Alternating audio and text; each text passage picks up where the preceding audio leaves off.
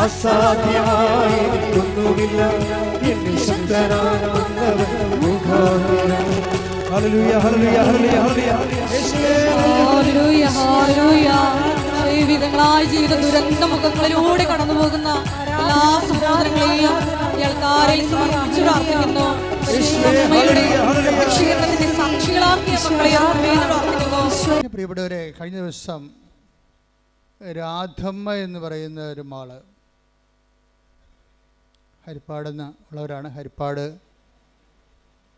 ഈ രാധമ്മ ഒറ്റ ശ്വാസത്തിൽ ഉടമ്പടിയുടെ 15 അനുഭവങ്ങളെ പങ്കിട്ട് 15 അനുഭവങ്ങൾ ഉടമ്പടിയുടെ. അപ്പോൾ എനിക്ക് ഇടക്കാലം കൊണ്ടൊരു ചെറിയൊരു ആശങ്ക ഉണ്ടായിരുന്നു. അത് ഞാൻ അമ്മയോട് പറഞ്ഞിട്ടുണ്ട്, വേറെ ആരോടും പറഞ്ഞില്ല. ഇപ്പോൾ ഉടമ്പടിയിൽ ഇന്നലെ ഒരു മജിസ്ട്രേറ്റ് സാക്ഷ്യം പറഞ്ഞു. അതുപോലെ തന്നെ IAS വിദ്യാർത്ഥികൾ അവർ പാസ്സായതിനു ശേഷം വന്ന് സാക്ഷ്യം പറയും. IIM സാക്ഷ്യം പറയും. IIT സാക്ഷ്യം പറയും. അപ്പോൾ ഇങ്ങനെയുള്ള വലിയ എഡ്യൂക്കേഷൻ അക്കാഡമിഷ്യൻസൊക്കെ വന്ന് സാക്ഷ്യം പറയുമ്പോൾ എനിക്കൊരു ആശങ്ക ഉണ്ടായിരുന്നു. അതായത് കാലക്രമത്തിൽ ഇത് വലിയ വിദ്യാഭ്യാസമുള്ളവരുടെ വിഷയങ്ങൾ മാത്രം അഡ്രസ്സ് ചെയ്യുന്നൊരു പ്രാർത്ഥനയായിട്ട് പദ്ധതിയായിട്ട് ഇത് മാറുമോ? കാര്യം അതൊരു ക്രിമിലേറെ വരത്തുള്ളൂ. ഒരു സമൂഹത്തിൽ 5% അക്കാഡമിഷ്യൻസ് വരത്തുള്ളൂ. ബാക്കി ഒരു 70% പ്രാദേശിക ജീവിതക്കാരും, ഇപ്പം ജീവിതം തന്നെ മറിയല്ലേ, വിദേശ ജീവിതക്കാരും പ്രാദേശിക ജീവിതക്കാരും അതിപ്രാദേശിക ജീവിതക്കാരുണ്ട്. വാർഡ് ജീവിതക്കാർ പഞ്ചായത്ത് വാർഡിൽ നിന്ന് അവർ പുറത്ത് പോകത്തില്ല. ആ വാർഡിൽ ജനിച്ച് വാർഡിൽ ജീവിച്ച് വാർഡിൽ മരിച്ചു പോകും. അതാണ് നമ്മുടെ സാധാരണ മനുഷ്യർ. ഈ വാർഡിൽ ജനിച്ച് ജീവിച്ച് പോകുന്ന ആൾക്കാരുണ്ട്. അപ്പോൾ ഈ ഞാൻ പണ്ട് ഒക്കെ അഡ്രസ്സ് ചെയ്തിരുന്നതെല്ലാം അത്തരം ആൾക്കാരെയായിരുന്നു. കാര്യം അവരുടെ ജീവിതത്തിൽ അവരുടെ ഒരു വേർപ്പിലും വേദനയിലും അവർക്ക് ഒരു കൈത്താങ്ങ്, ഒരു കൈ പിടിച്ച് കൊടുക്കുക. നീ വിളിച്ചപേക്ഷിക്കുന്ന ദൈവം നിൻ്റെ കൂടെ തന്നെ ഉണ്ട് എന്ന് മനസ്സിലാക്കി കൊടുക്കുക. അപ്പോഴങ്ങനെ വന്നപ്പോഴെന്താ സംഭവിച്ചെന്ന് വെച്ച് കഴിഞ്ഞാൽ ഇൻ്റലക്ച്വൽസും എഡ്യൂക്കേഷണലിസ്റ്റും അക്കാഡമിഷ്യൻസും അഡ്രസ്സ് ചെയ്യാൻ പറ്റാത്തൊരു കാലം ഉണ്ടായിരുന്നു.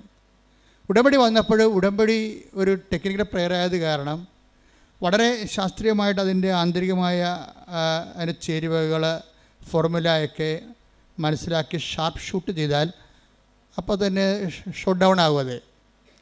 അപ്പം അതുകൊണ്ട് ഈസിയാണ്.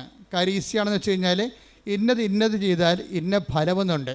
അല്ലാതെ ഒരു പ്രാർത്ഥനാ ജീവിതത്തിലുള്ള ഒരു ഹൈപ്പോത്തറ്റിക്കൽ സിറ്റുവേഷൻസ് ഉടമ്പടി വളരെ തന്ത്രപൂർവ്വം എലിമിനേറ്റ് ചെയ്യുന്നുണ്ട്. അപ്പോൾ പ്രാർത്ഥിക്കുന്ന ആൾക്കാരുടെ ഒരു ഇത് പ്രെയർഫുൾ അതായത് പബ്ലിക് പ്രാർത്ഥിക്കുന്ന പൊതുജനത്തെ സംബന്ധിച്ചിടത്തോളം അവർക്കുണ്ടാകുന്ന ഒരു കൺഫർമേഷൻ, അവരൊരു അംബിഗ്വിറ്റി ഉണ്ട് അവർക്ക്. എന്ന് വെച്ചാൽ ഒരു എന്താണ്, ദൈവം കേൾക്കുമായിരിക്കും, കേട്ടാൽ കൊള്ളാം എന്നുള്ള രീതിയിൽ അവർക്കൊരു ഉറപ്പില്ല. കാര്യം അവർ ചില സമയത്ത് ഞങ്ങൾ വിശ്വസിക്കുന്ന വിഷയത്തിൽ ഈ രീതിയിൽ പ്രാർത്ഥിച്ചാൽ ദൈവം കേൾക്കുമോ, അല്ലെങ്കിൽ ഈ ഒരു സമയത്ത് എങ്ങനെയാണ് പ്രാർത്ഥിക്കേണ്ടത്, ഇങ്ങനെ പ്രാർത്ഥിച്ചാൽ മതിയോ, അതൊരു ആധ്യാത്മിക ആശങ്കകളാണ്.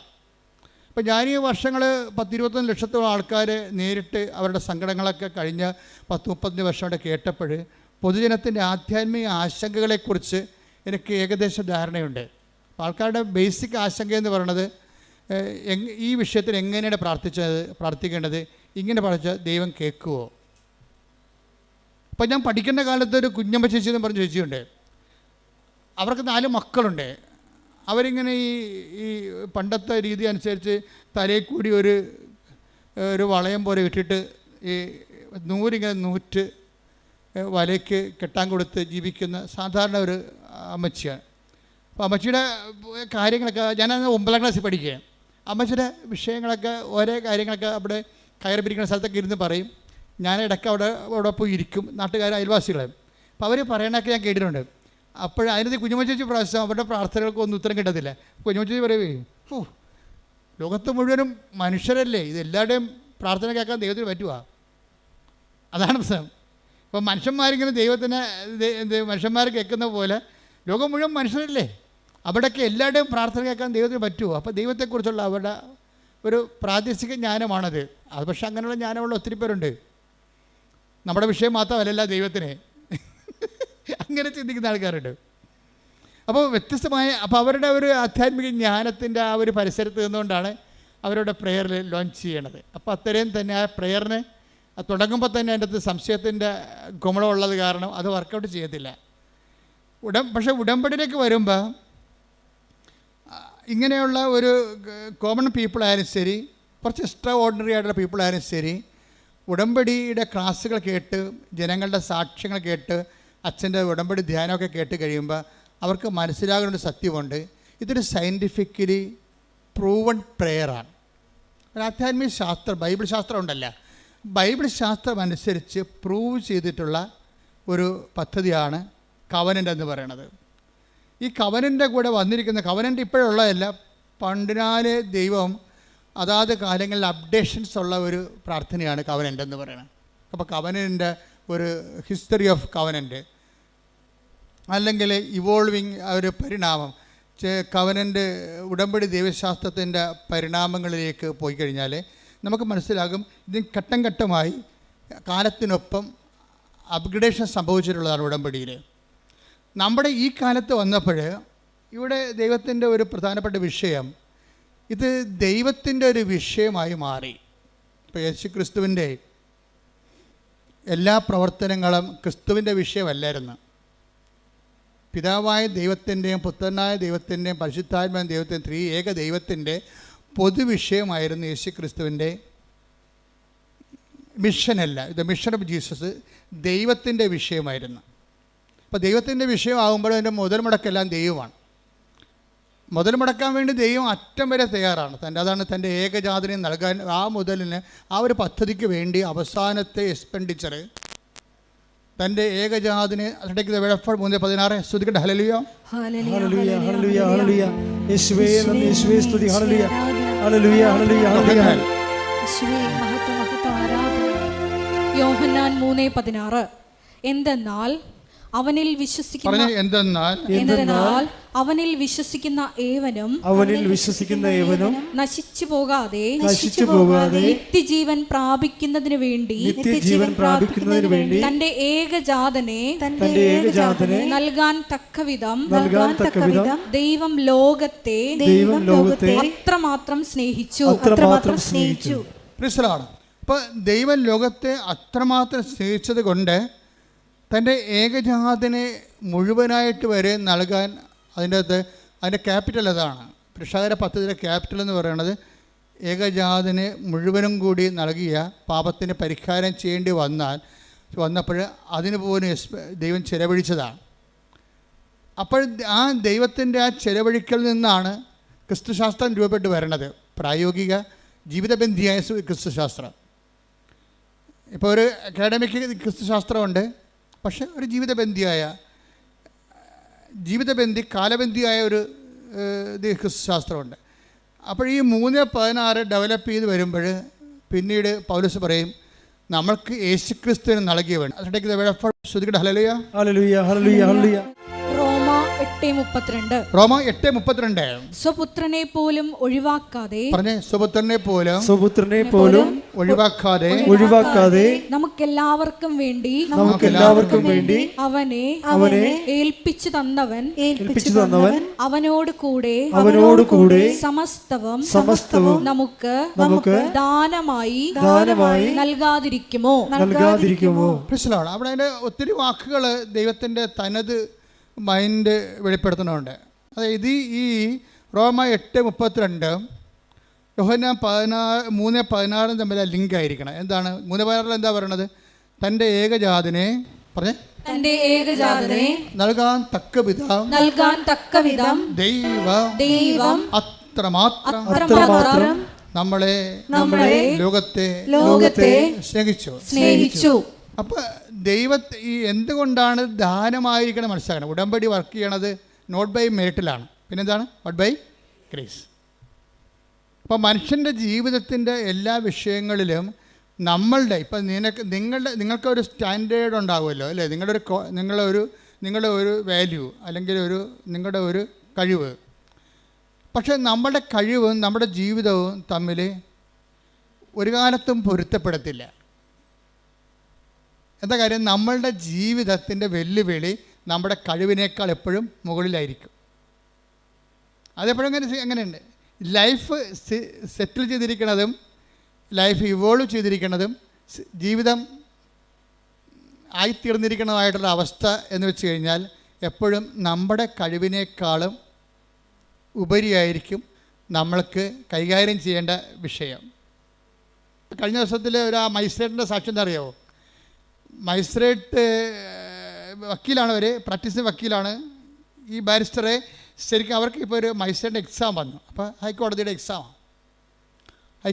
എക്സാം ശരിക്കും വളരെ പാടുള്ളതാണ്. അവർ പറഞ്ഞ സങ്കീർണമാണ്. പല സെക്ഷൻസ് ഉണ്ട്. ആ പരീക്ഷകളെല്ലാം എഴുതിയിട്ടാണ് പിന്നീട് അവർ മജിസ്ട്രേറ്റായിട്ട് അവർ ജയിച്ചാൽ മാത്രമേ മജിസ്ട്രേറ്റിലേക്ക് പിന്നെ അവർക്ക് പരിശീലനത്തിന് പോകാൻ പറ്റത്തുള്ളൂ. പക്ഷേ എന്താ പ്രശ്നം വെച്ചാൽ ഇവർക്കൊരു കോൺഫിഡൻസ് ഉണ്ട്. എപ്പോഴും നമ്മൾ ശ്രദ്ധിക്കേണ്ടത് ഈ കോൺഫിഡൻസ് ആണ് ഫസ്റ്റായിട്ട്. നമ്മൾ ദൈവത്തിൻ്റെ സന്നിധാനത്തിൽ വരുമ്പോൾ ആദ്യത്തെ ബോംബിങ് ഏരിയ എന്ന് പറയുന്നത് അല്ലെങ്കിൽ മിലിറ്ററി ടാർഗറ്റ് പൊസിഷൻ. ഇപ്പം മിലിറ്ററി പൊസിഷൻ എന്ന് പറയത്തില്ലേ, ബോംബ് ചെയ്യുന്ന വിമാനങ്ങൾക്കൊരു പൊസിഷൻ ഉണ്ടാകും. ഇപ്പം നമ്മൾ ദൈവദർശനം വരുമ്പോൾ ഈ പൊസിഷൻ ടാർഗറ്റിലായിട്ട് വരുന്നത് എപ്പോഴും കോൺഫിഡൻസാണ്. നിങ്ങളുടെ കോൺഫിഡൻസ് തരുന്ന കുറേ കാര്യങ്ങളുണ്ട്. നിങ്ങളുടെ ഈ കോൺഫിഡൻസ് എന്ന് പറയുന്നതാണ് നിങ്ങൾ. പക്ഷെ ആ നിങ്ങൾക്ക് ഇപ്പോൾ നിങ്ങളുടെ അതിജീവനത്തിന് നിങ്ങളുടെ മുമ്പിൽ വന്നിരിക്കുന്ന വെല്ലുവിളിയെ തരണം ചെയ്യാനുള്ള കഴിവുണ്ടാകത്തില്ല.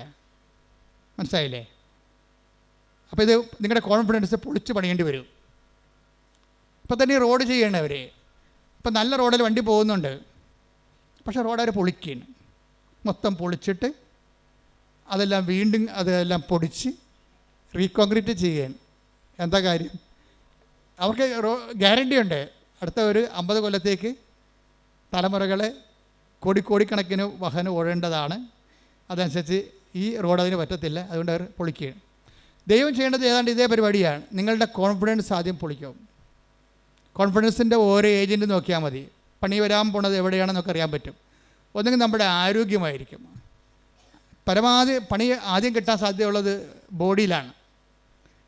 ബോഡി എപ്പോഴും നിങ്ങൾ ശ്രദ്ധിച്ച് പ്രാർത്ഥനാപരമാക്കുകയാണ്. പിന്നെ കിട്ടാൻ പോകുന്നത്, പിന്നെ ബോംബ് വീഴാൻ സാധ്യതയുള്ളത് കോമ്പറ്റീഷനിലാണ് വരണത്. നിങ്ങൾ ചിലപ്പോൾ സ്കൂളിൽ റാങ്കാകാം. സ്കൂളിൽ റാങ്കായി കഴിയുമ്പോൾ ടീച്ചർമാർ പറയും നിങ്ങൾ സ്കൂളിൻ്റെ അഭിമാനമാണോ ആന കൂന എന്നൊക്കെ പറയുമ്പോൾ നിങ്ങൾക്ക് മാലയൊക്കെ ചെയ്തിട്ട് ബൊക്കൊക്കെ തന്ന് വിടും. കോളേജ് ചെല്ലുമ്പോൾ നിങ്ങൾ എല്ലാ വിഷയത്തിലും പൊട്ടിപ്പോകും. എന്താ കാര്യം? സ്കൂളിൽ നിങ്ങൾ കിങ് ആയതുകൊണ്ടാണ് അങ്ങനെ സംഭവിക്കുന്നത്. കോൺഫിഡൻസ് ഉണ്ട് നിങ്ങൾ. ഈ കോൺഫിഡൻസ് വെച്ചുകൊണ്ട് കോളേജിൽ നിങ്ങൾ പഠിക്കാതിരിക്കും, അല്ലെങ്കിൽ ക്ലാസ് കട്ട് ചെയ്യും. അപ്പോൾ അവർ പറയണത് എന്താ വെച്ചാൽ ഞാൻ പഠിച്ചില്ലേയും ജയിക്കും, പഠിക്കണ പിള്ളേർക്ക് വീട്ടിൽ ഇരുന്നാലും മതി, കോളേജിൽ പോകേണ്ട കാര്യമില്ല, ഇപ്പോൾ ക്ലാസ് കട്ട് ചെയ്ത് നടക്കും. അപ്പോൾ അങ്ങനെ വരുമ്പോൾ ഈ നമ്മുടെ കോൺഫിഡൻസാണ് ആധ്യാത്മികമായ ഉഴപ്പുണ്ടാക്കുന്നത്. അതെപ്പോഴും നമ്മൾ ശ്രദ്ധിക്കണം. നിങ്ങൾക്കിന്ന് ആധ്യാത്മികമായിട്ട് എന്തെങ്കിലും ഒരു ഫ്ലക്ച്വേഷൻ ഉണ്ടെങ്കിൽ ആദ്യം ട്രീറ്റ്മെൻറ്റ് നടത്തേണ്ടത് നിങ്ങളുടെ കോൺഫിഡൻസിലാണ്. കാര്യം നിങ്ങളുടെ വിദ്യാഭ്യാസം ചിലർക്ക് തറവാടിത്തമാണ്. എന്താണ് അതായത് ഇപ്പോൾ ഒരു ജോലിയുണ്ട്, ജോലി വന്നിട്ടുണ്ട്, അത് ഇതിലാണ് വന്നിരിക്കുന്നത്, ട്രാൻസ്പോർട്ട് ബസ് കണ്ടക്ടറാകാനുള്ള ജോലിയാണ്. അപ്പോൾ ഇവരെ പെറ്റ് വീണ കാര്യത്തിൽ തന്നെ IAS എടുപ്പിച്ചാണ് മാതാപിതാക്കന്മാർ വളർത്തുന്നത്. എൻ്റെ മകൾ വളർന്ന് കളക്ടറാകുമെന്നും പറഞ്ഞല്ലേ പേരിടുമ്പോൾ തന്നെ അവൾ കളക്ടറാകും. ഈ കുഞ്ഞ് ഞാൻ കളക്ടറാകും എന്ന് പറഞ്ഞുകൊണ്ട് ഇരുന്ന അവസാനം ഒരു വണ്ടിക്കും കയറി പോകത്തില്ല. വന്ന വണ്ടി പോകും, ഞാൻ കളക്ടറിൻ്റെ വണ്ടി വരായിരിക്കും, കളക്ടറിൻ്റെ വണ്ടി വരായിരിക്കും. അവസാനം തെണ്ടിപ്പെറുക്കി പട്ടിണിയായി കീറി നാറി കഴിയുമ്പോഴാണ് വല്ല വണ്ടിയും കയറി പോയാൽ മതി, അപ്പോൾ കാലം കഴിഞ്ഞു പോകും. ഇങ്ങനെ എന്തോ അടിച്ചേൽപ്പിച്ച ആത്മവിശ്വാസങ്ങളുണ്ട് ആൾക്കാർക്ക്. ആരോ അടിച്ചേൽപ്പിച്ച വിശ്വാസം. നീ കളക്ടർ വരെ കൊന്തമില്ല, നിൻ്റെ കഴിവനുസരിച്ച് നീ അധ്വാനിക്കുക, ബാക്കി ദൈവം ക്രമീകരിക്കും. മനസ്സിലായ? എനിക്ക് ആഗ്രഹത്തിൻ്റെ അടിമയാകരുത്, ആഗ്രഹത്തിൻ്റെ യജമാനനാകണം. മനസ്സിലായില്ലേ? ആഗ്രഹത്തിൻ്റെ അടിമയായിട്ട് നീ ഒരു ലക്ഷ്യം വെച്ചിട്ട് അതിൽ നിന്ന് തന്നെ പിടിച്ചിരിക്കുകയാണ്. ഞാൻ ചില ഈ 12 പ്രാവശ്യമൊക്കെ ഒയറ്റ് എഴുതുമ്പോൾ പറഞ്ഞു എൻ്റെ മകളെ 12 പ്രാവശ്യമായി, ആരോ പറഞ്ഞ് നിൻ്റെ തലയെ കയറ്റിയതാണ്, നീയും കെട്ടിയവരും കൂടി കാനഡയിൽ താമസിക്കുമെന്ന്. അപ്പോൾ അതിൻ്റെ സ്വപ്നം കൊണ്ട് നടക്കുകയാണ് ശരിക്കും. ഞാനിതിനൊന്നും എതിർക്കണില്ല, പക്ഷേ യാഥാർത്ഥ്യ ബോധം എന്ന് പറയണത് ഇറ്റ് ഈസ് നോട്ട് കോമൺ. അതൊരു കോമൺ സെൻസാണ് വേണ്ടത്. കോമൺ സെൻസ് ഒന്നും ഇപ്പോൾ കോമൺ അല്ലെന്നല്ലേ പറയണത്. യാഥാർത്ഥ്യബോധം, ഏറ്റവും കൂടുതൽ യാഥാർത്ഥ്യബോധം കുറവുള്ളത് പെൺപിള്ളേർക്കാണ്. ഞാൻ ഇത്രയും നാൾ വന്നിട്ടുള്ള യാത്രയിൽ എനിക്ക് മനസ്സിലാക്കി ഏറ്റവും കുറവ് യാഥാർത്ഥ്യബോധമുള്ളത് പെൺപിള്ളേർക്കാണ്. അവർ ഒന്ന് പറഞ്ഞാലും മനസ്സിലാകത്തില്ല, അവർക്ക് ഒന്ന് പറഞ്ഞാൽ മനസ്സിലാകത്തില്ല. എന്ന് വെച്ചാൽ നിങ്ങൾ ഡിഗ്രഡേറ്റ് ചെയ്യണമെന്നല്ല ഞാൻ പറയണത്. നമുക്ക് നിങ്ങളെ ഒരു സാമാന്യ ബുദ്ധി ഈ വിഷയത്തിൽ കാണിക്കണം.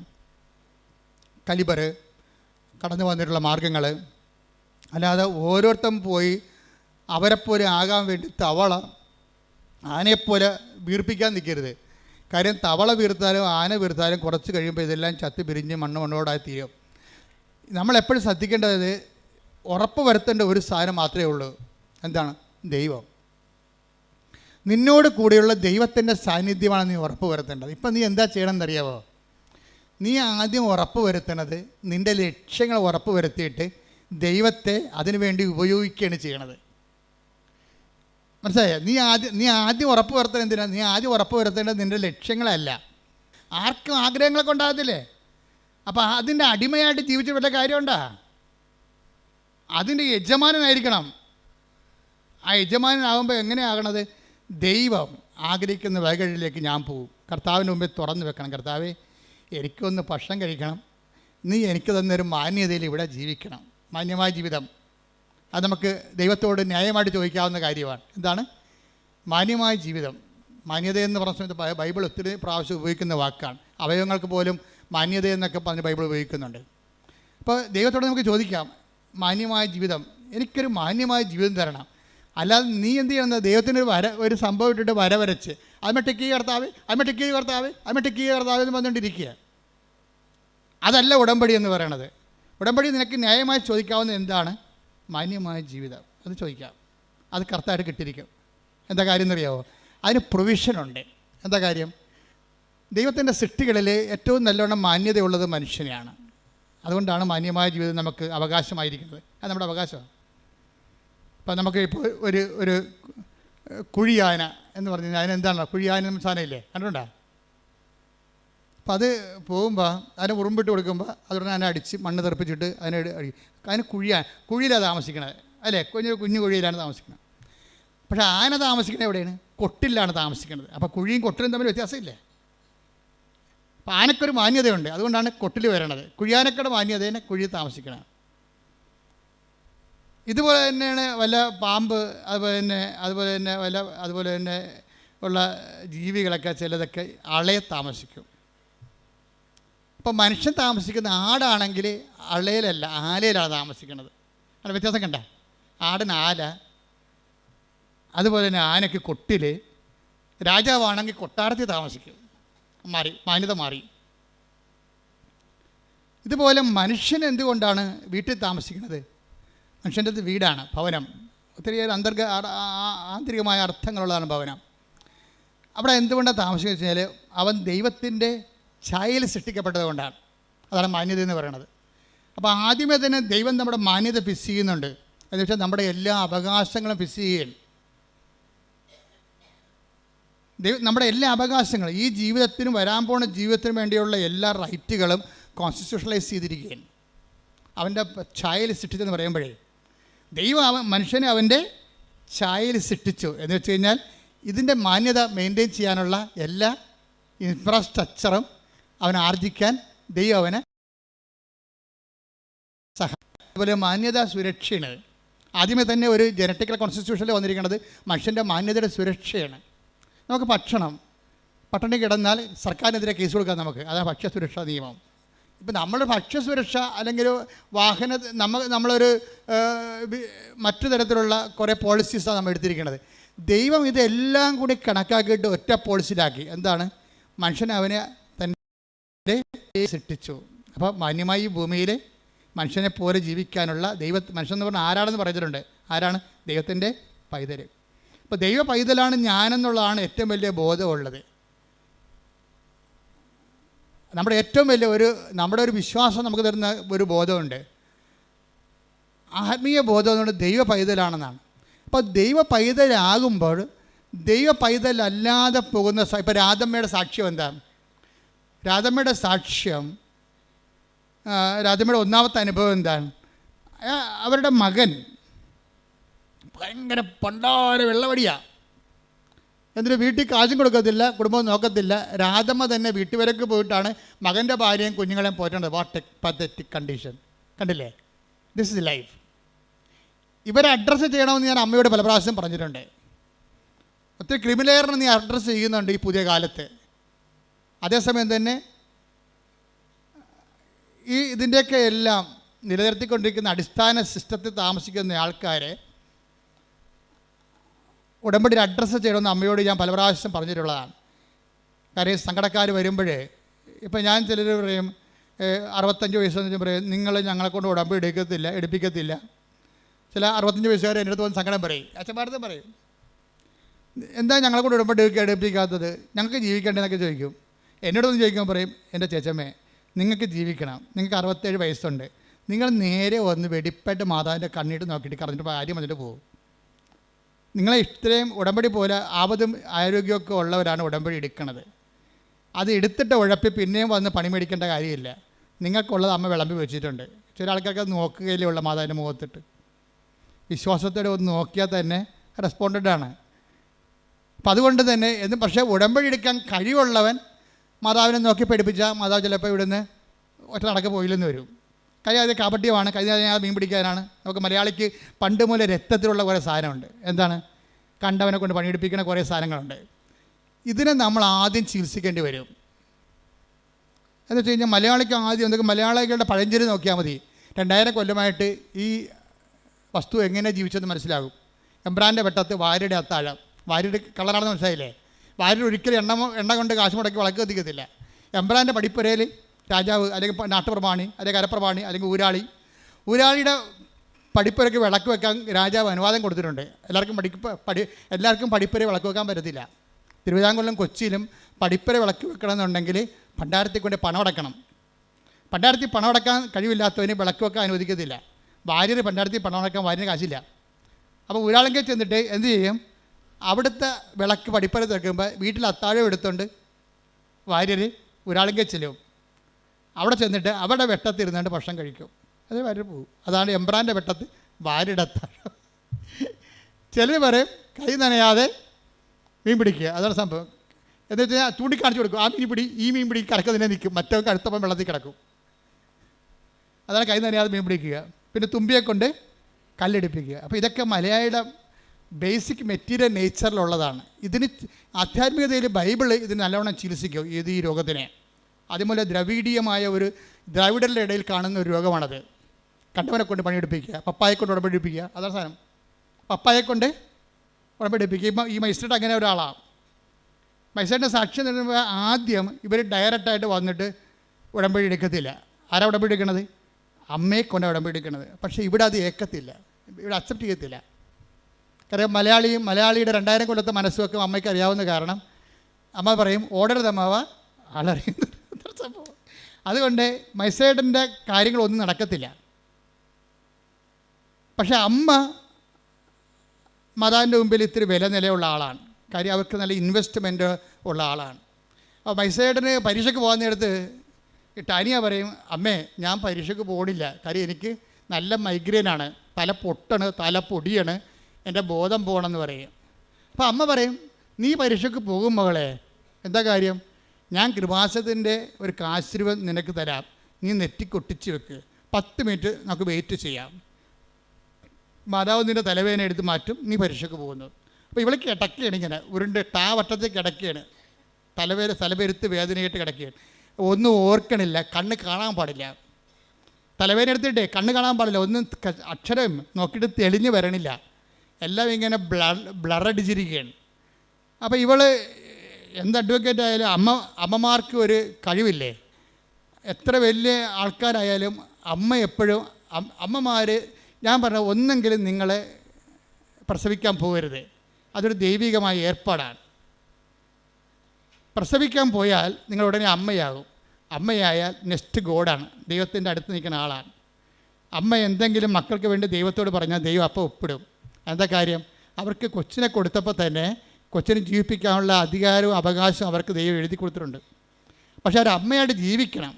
അല്ല വയറ്റിട്ട് അതിനെ കൊല്ലാൻ പോയി കഴിഞ്ഞാൽ ദൈവത്തിന് അറിയാം, നീ അമ്മയല്ല, കൊലപാതകയാണ്, 2 കുഞ്ഞുങ്ങളെ കൊന്ന ആളാണ്, ഈ അഭ്യാസം കൊണ്ട് എൻ്റെ അടുത്ത് വരരുത്, പഴയകാലം ഓർക്കണം. അതിനാണ് ഉടമ്പടിയിൽ അനുതാപം വെച്ചിരിക്കുന്നത്. അബദ്ധവശാൽ ദൈവത്തെ അറിയാത്ത കാലങ്ങളിലുള്ള കാര്യങ്ങളെ ദൈവം റൈറ്റ് ഓഫ് ചെയ്യാനൊരു പ്രൊവിഷൻ ഇട്ടിട്ടുണ്ട് ബൈബിളിലേക്ക് ഉള്ളുകെട്ട ഇത് അജ്ഞതയുടെ കാലഘട്ടത്തെ 17:30 എടുത്ത് നടപടി പുസ്തകം 17:30. ശ്രുതികട ഹല്ലേലൂയ ഹല്ലേലൂയ ഹല്ലേലൂയ ഹല്ലേലൂയ. അപ്പോസ്തല പ്രവർത്തനങ്ങൾ 17:30. അജ്ഞതയുടെ കാലഘട്ടങ്ങളെ ദൈവം കണക്കിലെടുത്തില്ല. ഒന്ന് പറഞ്ഞ അജ്ഞതയുടെ കാലഘട്ടങ്ങളെ ദൈവം കണക്കിലെടുത്തില്ല. എന്നാൽ ഇപ്പോൾ എല്ലായിടത്തുമുള്ള സകല ജനങ്ങളും പശ്ചാത്തപിക്കണമെന്ന് അവിടുന്ന് ആജ്ഞാപിക്കുന്നു. ഇതൊരു അപേക്ഷ അഭ്യർത്ഥനയുമല്ല. പിന്നെ എന്താണ്? ഇതൊരു കൽപ്പനയാണ്. You should act according to him. By no means. എന്തിനാ കൽപ്പന കൊടുക്കുന്നതിൻ്റെ കാരണം എന്താണ്? എല്ലാ മനുഷ്യരും രക്ഷപ്പെടണമെന്നും ആരും നശിച്ചു പോകാതിരിക്കാൻ ദൈവം ആഗ്രഹിക്കുന്നത് കൊണ്ടാണ്. കൽപ്പനകളുടെ ഉള്ളിൽ ശരിക്കും പറഞ്ഞാൽ ശാസനയല്ല ഉള്ളത്, മറിച്ച് കരുണയാണുള്ളത്. എന്താ കാര്യം? എല്ലാവരും രക്ഷപ്പെടണമെന്നും സത്യമാർഗം സ്വീകരിക്കണമെന്ന്. Take the bed code. എല്ലാവരും രക്ഷപ്പെടണമെന്നും സത്യമാർഗം സ്വീകരിക്കണമെന്ന്. ശ്രുതികട ഹല്ലേലൂയ ഹല്ലേലൂയ ഹല്ലേലൂയ. 1 തിമോത്തി 2:4 എല്ലാവരും രക്ഷിക്കപ്പെടണമെന്നും എല്ലാവരും രക്ഷിക്കപ്പെടണമെന്നും സത്യം അറിയണമെന്നും ആണ് അവിടുന്ന് ആഗ്രഹിക്കുന്നത്. എന്തെന്നാൽ ഒരു ദൈവമേയുള്ളൂ, ദൈവത്തിനും മനുഷ്യർക്കും മധ്യസ്ഥനായി ഒരുവനേയുള്ളൂ, മനുഷ്യനായ യേശുക്രിസ്തു. അപ്പോൾ ഇത് അതായത് ആരും നശിച്ചു പോകാതിരിക്കാനും എല്ലാവരും രക്ഷപ്പെടാനും സത്യമാർഗം സ്വീകരിക്കാനും വേണ്ടിയാണ് ഈ കൽപ്പന ദൈവം കൊടുത്തിരിക്കുന്നത്. അപ്പോൾ കൽപ്പനയുടെ അകത്തെല്ലാം രക്ഷയെ വെച്ചിട്ടാണ് കൊടുത്തിരിക്കുന്നത്. അല്ല നിങ്ങൾ മാതാപിതാക്കന്മാരെ ബഹുമാനിക്കുന്നു, അല്ല വ്യഭിചാരം ചെയ്യുന്നില്ല, അല്ലെ കള്ളസാക്ഷ്യം പറയുന്നില്ല, അല്ലെ കർത്താവിൻ്റെ ദിവസം ആചരിക്കുന്നു, അതിൽ തന്നെ ഒരു ലക്ഷ്യമില്ല. അതിനകത്തുള്ള ദൈവിക ലക്ഷ്യം എല്ലാവരും രക്ഷപ്പെടണമെന്നുള്ള ദൈവത്തിൻ്റെ ആഗ്രഹമാണ്. അതാണ് വിഷയം. എല്ലാവരും. അപ്പോൾ കൽപ്പന ആർക്ക് വേണ്ടിയുള്ളതാണ്? ക്രിസ്ത്യാനിക്ക് വേണ്ടി മാത്രമുള്ളതല്ല. അതാണ് വിഷയം. അതാ 1 തിമോത്തി 2:4 പറയണത്, എല്ലാവരും രക്ഷപ്പെടണമെന്നും സത്യമാർഗം സ്വീകരിക്കണമെന്നും. കർത്താവിൻ്റെ വചനങ്ങളിലെ വിശ്വസിച്ച് ജീവിച്ച് കഴിയുമ്പോൾ എന്താണ്? നിത്യതയിലേക്കുള്ള മാർഗ്ഗം ഉറപ്പ് വരുത്തും. ഇപ്പോൾ എല്ലാവരും ഉടമ്പിക്കാരെല്ലാവരും എന്താണ് സംസാരിക്കണത്? നിത്യതയെക്കുറിച്ചാണ് സംസാരിക്കണത്. അല്ലാതെ അവർ IELTS എന്നൊക്കെ പറയും, പറമ്പ് വിറ്റെന്ന് പറയും, ജട്ടി നടപടി ഒഴിവായെന്ന് പറയും, ജോലി കിട്ടിയെന്ന് പറയും. ഇപ്പം മിഥുൻ്റെ കാര്യം തന്നെ, ഒരു മിഥുൻ്റെ സാക്ഷ്യം ഉണ്ടായിരുന്നു ഈ ദിവസം. മിഥുൻ്റെ സാക്ഷ്യം, മിഥുൻ്റെ ഒരു വിഷയം, നിങ്ങളെപ്പോലെ തന്നെ മിഥു ഇവിടെ വന്ന് മിഥു അപ്പൻ ഉടമ്പടി എടുത്ത്. അതാണ് ഞാൻ പറഞ്ഞത്, തുമ്പിയെ കൊണ്ട് കലടിപ്പിക്കുക, എബ്രാൻ്റെ വെട്ടത്ത് വാരത്താഴ്, അപ്പനെ കൊണ്ട് ഉടമ്പിടിപ്പിച്ചിട്ട് അവൻ കാറിലിരുന്നെന്നാണ് പറയണത്. മനസ്സിലായില്ലേ? അപ്പോൾ ഇവിടെ വന്ന് കുറച്ച് നേരം ഇങ്ങനെ ഇരുന്ന് വെച്ചാൽ കുറച്ച് ബോറടിച്ച് വിളിക്കുക. ഇവിടുത്തെ ഈ മൊത്തക്കൊടയും അതുപോലെ തന്നെ പ്രദക്ഷിണവും ഇവിടുത്തെ പ്രാർത്ഥനയും സാക്ഷിയൊക്കെ കേട്ടിട്ട് പുള്ളി ഇത് എനിക്ക് പറഞ്ഞിട്ടുള്ളതല്ല എന്ന് പറഞ്ഞുകൊണ്ട് അവിടെ ഇരുന്ന് കുറച്ച് നേരം. ആദ്യത്തെ സ്റ്റെപ്പ് അങ്ങനെയാണ്, എനിക്ക് പറഞ്ഞിട്ടുള്ളതല്ല ഇത്, നമുക്ക് പറ്റത്തില്ല, നമുക്ക് പറഞ്ഞിട്ടുള്ളതല്ല എന്ന് പറഞ്ഞു അവിടെ ഇരുന്ന്.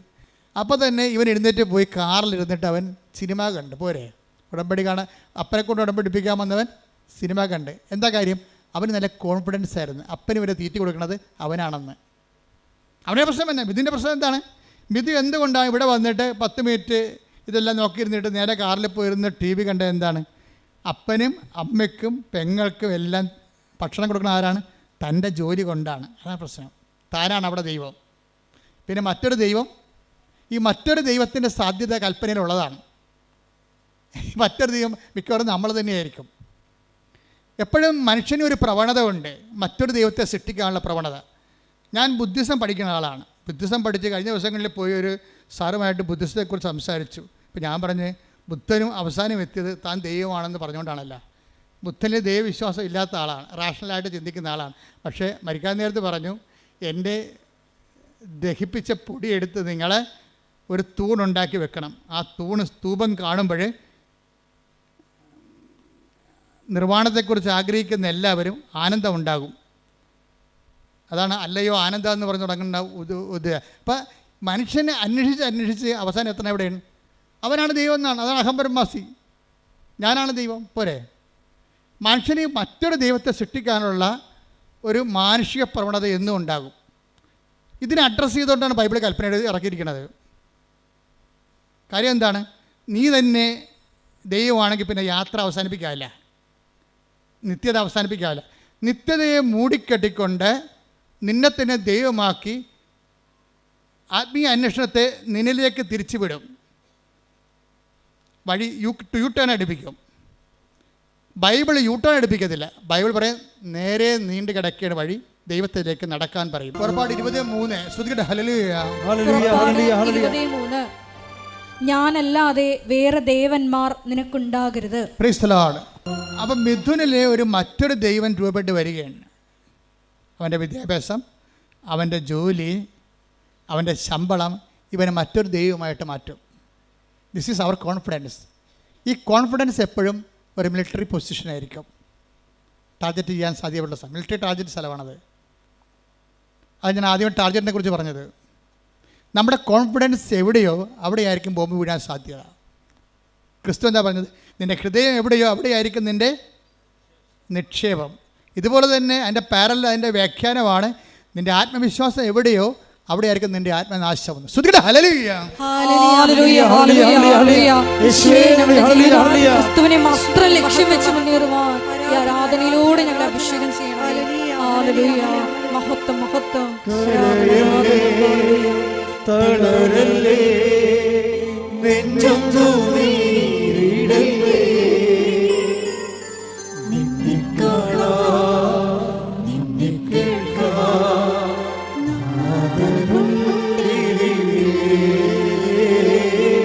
ആരാധന ചെയ്യാം. പരിശുദ്ധ പരമ ദിവ്യകാരുണ്യത്തിന് ആരാധനയും സ്തുതിയും പുകഴ്ചയും ഉണ്ടായിരിക്കട്ടെ. അപ്പം എനിക്ക് ഈ ദൈവത്തിന് ആവശ്യമില്ല. വീട്ടിൽ അപ്പന് വരെ ചിലവ് കൊടുക്കുന്ന ദൈവം ഞാനാണ്. മനസ്സിലായത്? അതാണ് വിഷയം. അപ്പോൾ ഈ വേറെ ദൈവത്തെ ആത്മവിശ്വാസത്തിൻ്റെ ഒരു പ്രശ്നം എന്താ? ആത്മവിശ്വാസത്തിൻ്റെ പ്രശ്നം വേറെ ദൈവത്തെ സൃഷ്ടിച്ചുകൊണ്ടിരിക്കും. ഇത് ജഡിക മനുഷ്യൻ്റെ ഒരു സ്വാഭാവിക ജൈവ പ്രവണതയാണ്. ഈ ആത്മവിശ്വാസം വേറെ ദൈവത്തെ സൃഷ്ടിച്ചുകൊണ്ടിരിക്കാം. വേറെ ദൈവത്തെ സൃഷ്ടിച്ചുകൊണ്ടിരിക്കണത് തന്നെയല്ല, അത് ചില സമയത്ത് നീ തന്നെയായിരിക്കും ആ ദൈവം, അല്ലെങ്കിൽ നിൻ്റെ പ്രൊഫസറായിരിക്കും നിൻ്റെ ദൈവം. കാര്യം ഈ മനുഷ്യന്മാർക്ക് എപ്പോഴും ആരാധന വാസന ഉള്ളതാണ്. ആരാധന വാസന, ഈ ആരാധന വാസന ദൈവം മനുഷ്യരിൽ വെച്ച് കൊടുത്തിരിക്കണത് എന്തുകൊണ്ടാണ്? അതൊരു ആരാധന വാസന ഒരു ജന്മവാസനയാണ്. വാസനയല്ലേ, അത് ഇൻസ്റ്റിങ്ക്റ്റ് അല്ലേ? ആരാധന വാസനയാണ്, ഇൻസ്റ്റിങ്ക്റ്റാണ്. ഇപ്പം ഇവിടെ ഒരു പുഴയാണ്. നമ്മൾ 1 കിലോമീറ്റർ അകലെ ഒരു പുഴയുമില്ല, അവിടെയെങ്കിലും വെള്ളവുമില്ല. ഒരു ആമയെ പിടിച്ചിട്ട് കിഴക്കോട്ട് തിരിച്ച് വെച്ച് നോക്കിയേ, അത് അപ്പം തന്നെ പടിഞ്ഞോട്ട് തിരിഞ്ഞിട്ട് ഈ പുഴയിലേക്ക് നടക്കും. അതാണ് വാസന എന്ന് പറയുന്നത്. ഇപ്പം ഇവിടെ ഒരു പുഴ കിടക്കുകയാണ്. കിഴക്ക് വശത്ത് നമ്മുടെ ആനയെ ഒരു കിലോമീറ്റർ അകലെ ഒരു ആമയെ പിടിച്ചിട്ട് കിഴക്കോട്ട് നോക്കിച്ച് വെക്കും. അത് അപ്പോൾ എന്ത് ചെയ്യും? ആമ ഓട്ടോമാറ്റിക്കായിട്ട് പടിഞ്ഞോട്ട് തിരിയും. വെള്ളമുള്ള സ്ഥലത്തേക്ക് തിരിയാനുള്ള ഒരു വാസനയുണ്ട്. അപ്പോൾ ആരാധിക്കാനുള്ള വാസന വെള്ളമുള്ളിലേക്ക് തിരിയാനും ദൈവമുള്ളിടത്തേക്ക് തിരിയാനുള്ള ഒരു ദൈവവാസനയാണത്. പക്ഷേ ഈ ദൈവവാസന ഡൈവേർട്ട് ചെയ്യപ്പെട്ട് കഴിഞ്ഞാൽ വേറെ ദൈവങ്ങൾ ഉത്ഭവിപ്പിക്കാൻ തുടങ്ങും. ചിലപ്പോൾ നിൻ്റെ കെമിസ്ട്രി പ്രൊഫസറൊക്കെ നിൻ്റെ ദൈവം. എന്താ കാര്യം? നീ ഒരു മനുഷ്യനെ ആഗ്രഹിക്കുന്ന എല്ലാ ക്വാളിറ്റിയും അവനിലുണ്ട്. നിൻ്റെ ആരാധന വാസനയുടെ വില്ലൻ നിൻ്റെ വീട്ടിലായിരിക്കും. എന്താ കാര്യം? ദൈവമെന്നും പറഞ്ഞ് വിളിച്ചുകൊണ്ട് നടക്കണം നിൻ്റെ അപ്പൻ എന്തെങ്കിലും വിഷയം കഴിയുമ്പോൾ പൂക്കൽ പോലെ ഇറക്കണ കാണാം. അയാൾ നിനക്ക് ഹീറോ അല്ല. അതുകൊണ്ട് നിൻ്റെ മനസ്സ്, അരക്ഷിതമായ നിൻ്റെ മനസ്സ് ഒരു പ്രശ്നങ്ങളുടെ മുമ്പിൽ വിറക്കാത്ത ഒരു മനുഷ്യനെ തേടി നടക്കും, ഒരു സന്നിധാനത്തെ തേടി നടക്കും. അങ്ങനെ വരുമ്പോൾ ദൈവവിശ്വാസമില്ലാത്ത ഒരു പ്രൊഫസറിനെ കണ്ടുപിടിച്ചെന്ന് വിചാരിച്ചു, അല്ലെങ്കിൽ ഒരു പാർട്ടി സഖാവിനെ കണ്ടുപിടിക്കും. നീ അയാളെ ആരാധിക്കാൻ തുടങ്ങും. സത്യദൈവത്തെ നഷ്ടപ്പെടുന്ന അവിശ്വാസത്തിൻ്റെ വഴികളെക്കുറിച്ച് ഉടമ്പടിയിലുള്ളവർ ബോധവാന്മാരായിരിക്കണം. ശ്രദ്ധിക്കട്ടെ. ഹല്ലേലൂയ, ഹല്ലേലൂയ, ഹല്ലേലൂയ, ഹല്ലേലൂയ, ഉടമ്പടി എന്തുകൊണ്ട് ചില ആൾക്കാർക്ക് വൈകുന്നു എന്ന് വെച്ചാൽ, ആ ഉടമ്പടി അനുഗ്രഹം സ്വീകരിക്കാൻ വേണ്ടി മാത്രം നിങ്ങൾ യോഗ്യമായിട്ടില്ല. That's A point. മനസ്സിലായില്ലേ? ഉടമ്പടി, എൻ്റെ പോയിന്റ് എന്താണ്? ചിലർക്ക് ദൈവത്തിൻ്റെ കമ്മ്യൂണിക്കേഷൻ എന്തുകൊണ്ടാണ് ഇതുവരെക്കും റേഞ്ച് ഒക്കാത്തതിൻ്റെ കാര്യം വെച്ച് കഴിഞ്ഞാൽ, റേഞ്ച് ഒക്കാൻ വേണ്ടി മാത്രം നിങ്ങൾ അനുഗ്രഹം സ്വീകരിക്കാൻ വേണ്ടി മാത്രം നിങ്ങൾ റേഞ്ചുള്ള സ്ഥലത്തല്ല നിൽക്കണത്. ദൈവം നിങ്ങളെ പതുക്കെ പതുക്കെ അമ്മയിലൂടെ അപ്പനിലൂടെയൊക്കെ കൊണ്ടു നല്ല ജീവിത അനുഭവങ്ങളിലൂടെ, രണ്ടും ആയാണ് അപ്പ അമ്മ അനുഭവങ്ങൾ. ഈ മൂന്ന് ആൾക്കാരും ദൈവത്തിൻ്റെ കൈകളാണ്. നിങ്ങൾ തള്ളി കൊണ്ടുവന്ന് റേഞ്ചുള്ള സ്ഥലത്ത് നിർത്തും. മിഥുൻ്റെ പണി പോയി. അതാണ് വിഷയം. മിഥുന് ഇപ്പം നേരത്തെ എന്താ പറഞ്ഞത്? ഈ ഉടമ്പടി എടുക്കാൻ വേണ്ടി വന്ന മിഥുൻ പോയി വണ്ടിയായിരുന്നു, കാറിലിരുന്ന് എന്ത് കണ്ട സിനിമ കണ്ട കാര്യം എന്താ? അപ്പന് വരെ ജോലി, അവന് നല്ല ജോലിയുണ്ട്, നല്ല ശമ്പളമുണ്ട്, നാട്ടിൽ തന്നെ 1,00,000 രൂപ അടുത്ത് ശമ്പളം ഉണ്ടാവും. അപ്പോൾ വീട്ടിൽ പണം കൊടുക്കണ ആർക്കാണ്? ഇവർ അന്നന്ന് വേണ്ട ആഹാരം ഇത് ഞങ്ങൾക്ക് തരണമെന്ന് അപ്പം മുട്ടയെന്ന് പ്രാർത്ഥിക്കുമ്പോൾ അവനവിടെ കിടക്കുക, വീഡിയോ കാണുക വല്ലതായിരിക്കും, അല്ലെങ്കിൽ ആർക്കെങ്കിലും മെസ്സേജ് വിട്ടുകൊണ്ടിരിക്കണം. കാര്യം അന്നന്ന് വേണ്ട ആഹാരം കൊടുക്കുന്ന ദൈവം അവനാണ്. എപ്പോഴും നമ്മൾ ശ്രദ്ധിക്കേണ്ട വിഷയമാണ്. ഒന്ന് ഉറങ്ങിയതുകൊണ്ട് നേരം വിളിക്കത്തില്ല. ഇപ്പോഴീ കാലാവസ്ഥ ഇപ്പോൾ സേഫാണ് വിചാരിച്ചുകൊണ്ട് നാളെ അത് സേഫാണെന്ന് നിർബന്ധമില്ല. ദൈവത്തെ കൂടാതെ ഈശോ പറഞ്ഞിട്ടുണ്ട്. എന്താണ്? എന്നെ കൂടാതെ നിങ്ങൾക്കൊന്നും ചെയ്യാൻ, കുറച്ചൊക്കെ ചെയ്യാൻ പറ്റുമായിരിക്കും, പക്ഷേ ദൈവത്തെ കൂട്ടിച്ചേർക്കേണ്ട ഒരു സമയം എപ്പോഴായാലും നമുക്ക് കൺഫ്രണ്ട് ചെയ്യേണ്ടി വരും. Take the bed of God, എന്നെ കൂടാതെ. ശ്രദ്ധിക്കട്ടെ. ഹല്ലേലൂയ, ഹല്ലേലൂയ, ഹല്ലേലൂയ, ഹല്ലേലൂയ. യേശുവേ നന്ദി. ഹല്ലേലൂയ, ഹല്ലേലൂയ. യോഹന്നാൻ 15:5. യോഹന്നാൻ 15:5. എന്നെ കൂടാതെ, എന്നെ കൂടാതെ നിങ്ങൾക്ക് ഒന്നും ചെയ്യാൻ കഴിയുകയില്ല. അപ്പോൾ ഇതേ പ്രശ്നം വെച്ചാൽ ഏതെങ്കിലും ഒരു നിമിഷം വരും നമ്മുടെ ജീവിതത്തിൽ, ഒരു ബ്ലാങ്ക് പീരീഡ് വരും. അപ്പോഴെന്ത് വേണം? ദൈവത്തിന് നമുക്ക് ആവശ്യമുണ്ടാകും. അതാണ് വിഷയം. ദൈവത്തിന് ഒരു വസ്തുവാണെങ്കിൽ ദൈവത്തിന് ആവശ്യം, ആ വസ്തു നമുക്കൊരു അരിവാള് നമ്മളെവിടെ വെക്കണത്? എവിടെയെങ്കിലും അലമാരിയോ അടുക്കളയുടെ അലമാരയുടെ അടിക്കൊണ്ട് അരിവാൾ വെച്ച് വെക്കും. എന്നാൽ ഇപ്പോൾ അത് ആവശ്യമില്ല, ഇല്ലേ? ഒരു മഴയും കാറ്റും വന്ന് ഒരു പരത്തി കമ്പ് വന്ന് നമ്മുടെ അടുക്കള മുതുകത്ത് വീഴുമ്പോഴാണ് നമ്മൾ അരിവാൾ തിരക്കണത്. ഉടനെ അവിടെ അലമാരടിയിൽ പോയി നമ്മൾ അരിവാൾ എടുത്തുകൊണ്ട് വരും. തൽക്കാലം നമുക്ക് ആവശ്യമില്ല. തൽക്കാലം ആവശ്യമില്ലാത്ത സ്ഥലം നമ്മൾ പാത്ത് വെക്കും. ദൈവത്തെ പാത്ത് വെക്കുന്ന ഒരു ജീവിതമാണ് പലപ്പോഴും എല്ലാവർക്കും ഉള്ളത്. തൽക്കാലം ആവശ്യമില്ലാത്ത കാരണം പ്രാർത്ഥന മുടങ്ങും, കുർബാന മുടങ്ങും. ഇപ്പോൾ കുർബാന മുടങ്ങുന്നവരും ഇപ്പോൾ പ്രാർത്ഥന മുടങ്ങുന്നവർ ഓർക്കുക, അരിവാളെ പാത്ത് വെക്കുന്ന പോലെ നിങ്ങൾ ദൈവത്തെ പാത്ത് വെക്കുകയാണ്. ദൈവത്തെ വസ്തുവാക്കുന്നവരാണ് തൽക്കാലത്തേക്ക് ദൈവത്തെ മാറ്റി നിർത്തുന്നത്. You got the point. Clear ആയില്ലേ? വസ്തുക്കളെ നമ്മൾ മാറ്റി വെക്കും, ആവശ്യമുള്ളപ്പോൾ അത് എടുക്കത്തുള്ളൂ. നമുക്ക് 10 സെൻറ്റ് സ്ഥലമുണ്ട്, അല്ലെങ്കിൽ അരയൊക്കെ സ്ഥലമുണ്ടെങ്കിൽ അതിൻ്റെ പ്രമാണം പിടിച്ചിട്ട് നമ്മൾ നടക്കണില്ലല്ലോ, ഇല്ല. അത് ആവശ്യമുള്ളപ്പോഴും പൊക്കോരോ ചെയ്യാൻ നേരത്തേക്ക് എടുക്കത്തുള്ളൂ. ആവശ്യമുള്ളപ്പോൾ എടുക്കുന്ന സ്ഥലങ്ങൾ മാത്രം എടുക്കുകയാണെങ്കിൽ അതെന്താണ്? വ്യക്തിയല്ല, വസ്തുവാണ്. നീ നിൻ്റെ ദൈവത്തിന് ആവശ്യമുള്ളപ്പോൾ, ഒരു ജീവിത ആവശ്യമുള്ളപ്പോൾ മാത്രമാണ് എടുക്കുന്ന വ്യക്തിയാണെങ്കിൽ നീ ദൈവത്തെ വ്യക്തിയായിട്ട് കാണുന്നില്ല, വസ്തുവായിട്ട് കാണുന്നു. വസ്തുവായിട്ട് കണ്ടാൽ ദൈവം വർക്കൗട്ടല്ല. അതുകൊണ്ടാണ് ഉടമ്പടി ലാഗ് ചെയ്യണത്. ശ്രദ്ധിക്കട്ടെ. ഹല്ലേലൂയ, ഹല്ലേലൂയ, ഹല്ലേലൂയ, ഹല്ലേലൂയ. സത്യമായി സ്നേഹിക്കാം. ഈ ആരാധനയിലൂടെ ഞങ്ങൾ അഭിഷേകം ചെയ്യുന്നു.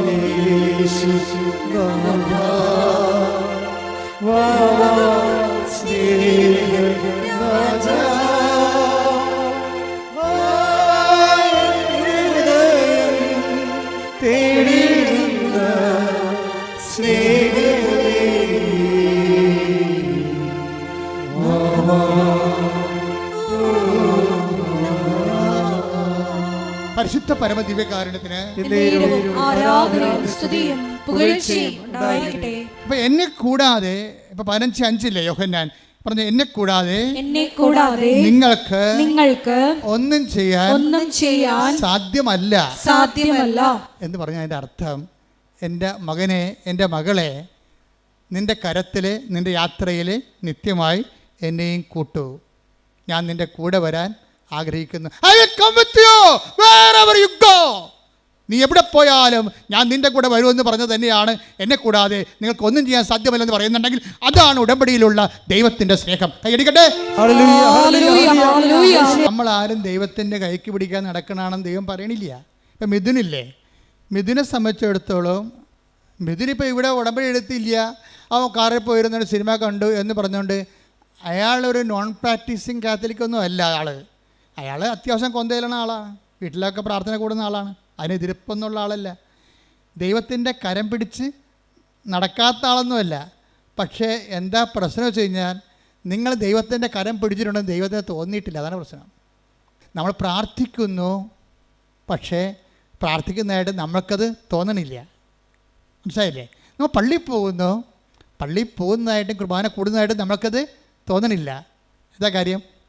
നിങ്ങളത് സ്പിരിച്വൽ ഫ്രിജിഡിറ്റിയിലാണ്. You are a spiritual frigidity.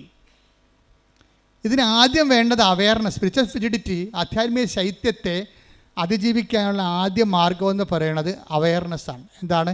ഞാൻ ചെയ്യുന്ന കാര്യത്തിൽ എൻ്റെ മനസ്സ് ഉറപ്പിക്കണം. നിങ്ങളിവിടെ ആയിരിക്കാണ്, ഉടമ്പടി എടുത്തിരിക്കുന്ന ആളാണ്. ഇപ്പം ചില ആൾക്കാർക്കൊക്കെ ഉടമ്പടിയെക്കുറിച്ച് വല്ലാത്ത കോൺഷ്യസ് ആണ്. എന്താ കോൺഷ്യസ്? അവബോധമാണ്. എന്താ കാര്യം വെച്ച് കഴിഞ്ഞാൽ അവരിപ്പോൾ ഒരു അപകടം ഉണ്ടായാൽ, ഞാൻ ഇപ്പോഴും ഓർക്കും, ഒരു ആങ്ങളെ ഉടമ്പടി ഒരു പെങ്ങൾ ഉടമ്പടി എടുത്തതാണ്.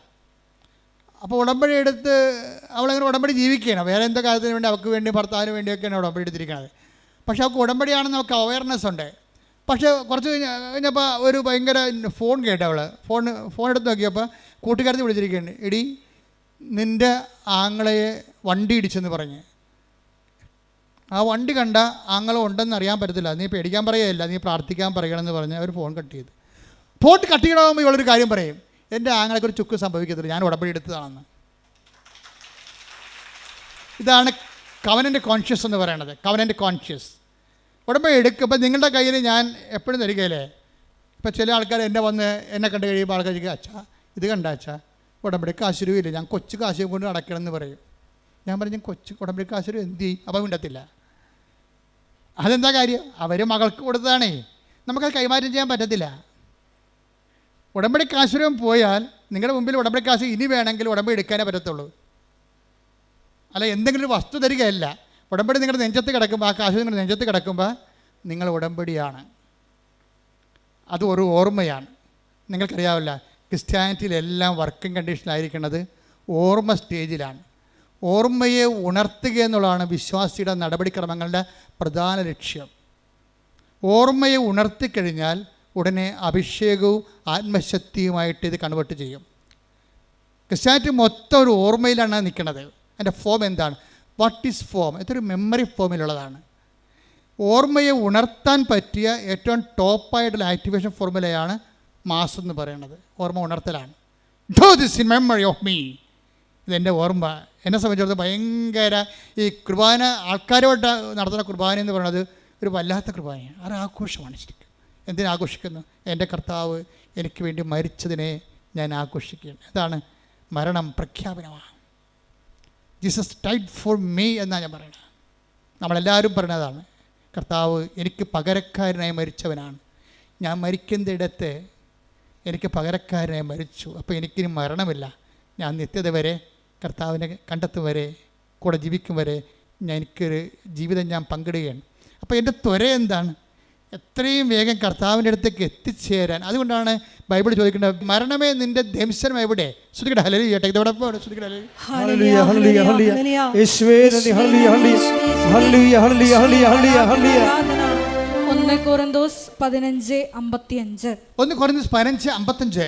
മരണമേ നിന്റെ ദംശനം എവിടെ? മരണത്തെ ഒരു പാമ്പായിട്ടാണ് കാണുന്നത്. ഇപ്പം എന്ത് ചെയ്യും? അതിൻ്റെ വിഷപ്പല്ലി കർത്താവ് ഊരിക്കളഞ്ഞ്. പറഞ്ഞേ, മരണമേ നിന്റെ ദംശനം എവിടെ? അടുത്ത വചനം. മരണത്തിന്റെ ദംശനം പാപവും. മരണത്തിന്റെ ദംശനം പാപവും പാപത്തിന്റെ ശക്തി നിയമവുമാണ്. പാപത്തിന്റെ ശക്തി നിയമവുമാണ്.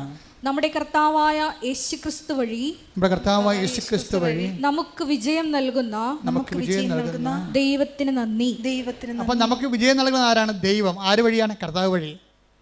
അപ്പം നമുക്ക് വിജയം നൽകുന്ന ദൈവമാണെങ്കിൽ അത് കർത്താവ് വഴിയാണെങ്കിൽ ആ വിജയം നൽകുന്നത് കർത്താവ്, അത് വിജയം നൽകിയത് ഉടമ്പടി വഴിയാണ്. ശ്രദ്ധിക്കട്ടെ. ഹല്ലേലൂയ.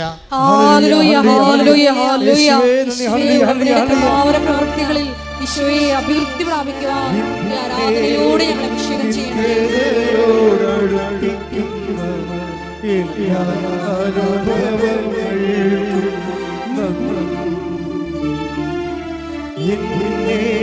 നല്ല ശിഷ്യനാക്കിയിടുന്ന എല്ലാ കുരിശുകൾക്കും അപ്പം ക്രിസ്തു മാറ്റിയത് എന്താണ്? മരണത്തെക്കുറിച്ചുള്ള ഭയമാണ്. ഇനി മരണമില്ല. വചനം അവസാനിക്കുന്നത്, വെളിപാട് അവസാനിക്കുന്നത് എന്താണ്? ഇനി മരണമില്ല. Take the bed of God. ശ്രദ്ധിക്കട്ടെ. ഹല്ലേലൂയ. വെളിപാട് 21:4. വെളിപാട് 21:4. അവിടുന്ന് അവരുടെ മിഴികളിൽ നിന്നും കണ്ണീർ തുടച്ചു നീക്കും. ഇനി മരണം ഉണ്ടായിരിക്കുകയില്ല. ഇനിമേൽ ദുഃഖമോ മുറവിളിയോ വേദനയോ ഉണ്ടാവുകയില്ല. പഴയതെല്ലാം കടന്നുപോയി. പഴയതെല്ലാം കടന്നു പോകുന്ന, ഇനി ദുഃഖം ഉണ്ടാകാതിരിക്കുന്ന ഒരു ടൈം. അപ്പോൾ നിങ്ങളൊക്കെ ഇത് എന്താണ് ആൾക്കാർ മരിക്കുന്നുണ്ടല്ലാന്ന്? ആൾക്കാർ മരിക്കുന്നു എന്ന് പറയുമ്പോൾ നിങ്ങൾക്കറിയാമല്ലോ ഈശോ എന്താ പറയണത്? നമ്മളെങ്ങനെ ഇവിടെ ജീവിക്കണത്? നമ്മളൊരു അവബോധത്തിൻ്റെ, അറിവിൻ്റെ അവബോധത്തിലാണ് ജീവിക്കണത്. അവബോധത്തിലാണ് അറിവിലാണ് ആനന്ദം. അതുകൊണ്ടാണ് ഈശോ പറഞ്ഞത്, ഏകസത്യദൈവമായ നിന്നെയും നീ അയച്ച യേശുക്രിസ്തുവിനെയും അറിയുകയാണ് നിത്യജീവൻ. ഇപ്പം ക്രിസ്തു വന്നതോടുകൂടിയാണ് നമ്മുടെ മരണത്തിൻ്റെ ഭയം മാറിയത്. എന്താ കാര്യം? അതെങ്ങനെ നമ്മൾ മനസ്സിലാക്കി? ഇപ്പം നിങ്ങളൊരു പണ്ട് നമ്മുടെ കോവിഡ് കാലത്ത് കുർബാന ചെല്ലിയതിന് അച്ഛനെയും കുർബാന കൂടിയ കപ്പേരിനെയും ഈ ഗവൺമെൻറ് അറസ്റ്റ് ചെയ്തിട്ടുണ്ട്. ആ കേസ് ഇപ്പോഴും കിടപ്പുണ്ട് കോടതി. കുർബാന ചെല്ലിയതിനെ അറസ്റ്റ് ചെയ്തിരിക്കുന്ന കേരളമാണിത്. ലോകത്ത് അങ്ങനെ ചെയ്യണമെന്ന് അറിയത്തില്ല. അച്ഛനെയും കപ്പേരെയും കുർബാന ചെല്ലിയതിനെ അറസ്റ്റ് ചെയ്തിരിക്കുകയാണ്. പോലീസ് അടഞ്ഞിരുന്ന പള്ളി തുറന്ന് അകത്ത് കയറി അറസ്റ്റ് ചെയ്തു. കേസായി. മാസ്ക് വെക്കാത്തതിന് പോലീസ് ഓടിച്ചിട്ട് ആൾക്കാരുടെ മുഖത്തിന് അടിച്ചിട്ടുണ്ട് ഒരു കാലത്ത്, ഇല്ലേ? ഉറപ്പല്ലേ? എത്ര പേര് അടികൊണ്ടിട്ടുണ്ട്, കേസുമായിട്ടുണ്ട്. അപ്പോൾ ആൾക്കാർക്ക് പേടിയായിരുന്നു ഭയങ്കര. എന്തിനാ പേടിയാണ്? കോവിഡ് പടരുമോ, ആൾക്കാർ മരിക്കുമോ, മരണത്തെക്കുറിച്ചുള്ള പേടിയാണ്. പിന്നെ എപ്പോഴാണ് ഈ പേടി മാറി മാസ്കുരി ആൾക്കാർ ദൂരെ കളഞ്ഞത്? ഇഞ്ചക്ഷൻ കണ്ടുപിടിച്ചപ്പോഴാണ്, അല്ലേ? ഇഞ്ചക്ഷൻ കണ്ടുപിടിച്ചപ്പോൾ തന്നെ ഭയങ്കര സന്തോഷത്തിലാണ്. പോളാ പുല്ലെന്ന് പറഞ്ഞ് മാസ്ക് വേണ്ട, ഒന്നും വേണ്ട. എന്താ കാര്യം? സന്തോഷമായി. അതിനെ ക്രിസ്തു ചെയ്തത്. പാപത്തിനും മരണത്തിനും ഇഞ്ചക്ഷൻ കണ്ടുപിടിച്ചു. എന്താണ്? തൻ്റെ മരണത്താൽ പാപത്തിന് പരിഹാരമാക്കിയിട്ട് ദൈവത്തിരുസന്നിധിയിൽ പ്രസാദത്തിനുള്ള വഴി കാണിച്ചപ്പോഴാണ് മനുഷ്യന് സന്തോഷമുണ്ടായത്. അവിടുന്ന് അവരുടെ കണ്ണിൽ നിന്ന് കണ്ണീരെല്ലാം തുടച്ചു നീക്കി. ഇനി മരണമില്ല. ശ്രദ്ധിക്കട്ടെ. ഹല്ലേലൂയ. അതായത് എപ്പോഴും ക്രിസ്തുവിനെ നമ്മൾ സ്നേഹിക്കുമ്പോൾ അറിഞ്ഞ് സ്നേഹിക്കുന്നതാണ് നല്ലത്. അല്ല, പശുവിനെ നമ്മൾ എന്തിന് സ്നേഹിക്കുന്നു? പശുവിനെ എന്തിനു സ്നേഹിക്കുന്നു? പശു എനിക്ക് പാല് തരുന്നു, ക്രിസ്തു എനിക്ക് IELTS തരുന്നു. കണ്ട, പല ആൾക്കാരുടെ ഉള്ളിൽ അറിവിൽ ക്രിസ്തുവിന് പശുവിൻ്റെ റേറ്റിങ്ങേ ഉള്ളൂ. ഞാൻ പശുവിനെ സ്നേഹിക്കുന്നു. എന്താ കാര്യം? പശു എനിക്ക് പാല് തരുന്നു. പിന്നെ എന്താ? പശു എനിക്ക് ചാണകം തരുന്നു. ചാണകം എനിക്കിന് തക്കാളിക്കിടാം, അല്ലേ? അപ്പോൾ വളം തരുന്നു. അതുകൊണ്ട് ഞാൻ പശുവിനെ സ്നേഹിക്കുന്നു. ക്രിസ്തു എൻ്റെ ജപ്റ്റിനോട് മാറ്റുന്നു. ക്രിസ്തു എനിക്ക് ജോലി തരുന്നു, ഞാൻ ക്രിസ്തുവിനെ സ്നേഹിക്കുന്നു. ഞാൻ പശു എനിക്ക് ചാണകം തരുന്നു, പശു എനിക്ക് പാല് തരുന്നു, ഞാൻ പശുവിനെ സ്നേഹിക്കുന്നു. പല ആൾക്കാരും ക്രിസ്തുവിനെ സ്നേഹിക്കുന്നത് അവൻ്റെ അറിവിൻ്റെ നിലവാരവും ആരാധന നിലവാരവും മൃഗസമാനമാണ്. പശു സമാനം എന്ന് പറഞ്ഞ് കേട്ടിട്ടില്ല? അതുപോലെ ആധ്യാത്മികതയും അനുഭവങ്ങളും നരസമാനമായിരിക്കുന്ന ഒരു അനുഭവത്തിൻ്റെ പരിമിതിയിൽ നിന്ന് മാത്രം നിൽക്കുന്ന ആൾക്കാരുണ്ട്. ക്രിസ്തുവിൽ ഉദ്ദേശിക്കുന്നവരെന്താണ്? അവൻ നിത്യതയോളം വളരണം. പണ്ട് 1ാം ക്ലാസ്സിലെ പാഠപുസ്തകമില്ലേ? എന്താണ്? അമ്മ എനിക്ക് കാച്ചിയ, വലിയ മോൾക്കറിയാം. നിങ്ങൾക്കൊന്നും അറിയാൻ പറ്റും, നിങ്ങൾ വേറെ പുസ്തകം പഠിച്ചിരിക്കുന്നതുകൊണ്ട്, DPEPക്കാരല്ലേ, വലിയ മോൾക്കറിയാം. പഴയ പാഠപുസ്തകമുണ്ട്. എന്താണ്? അമ്മ എനിക്ക് കാച്ചിയ, അമ്മണി വന്നു കമ്മൽ തന്നു, അല്ലേ? അതന്നെ. അപ്പോൾ അമ്മ എനിക്ക് കാച്ചിയ പാല് തരുന്നു. എന്താ കാര്യം? ഞാൻ അച്ഛനോളം വലുതാകണം. അതാണ് അമ്മയ്ക്കിഷ്ടം. അതാണ് 1ാം പാഠം. അധ്യാത്മിക 1ാം പാഠവും ബൈബിളിൻ്റെ 1ാം പാഠവും അത് തന്നെയാണ്. എന്താണ്? ക്രിസ്തു എനിക്ക് സ്വന്തം ശരീരവും രക്തവും തരുന്നു. എന്താ കാര്യം? ഞാൻ നിത്യതയോളവും വലുതാകണം. ശ്രദ്ധിക്കട്ടെ. ഹല്ലേലൂയ.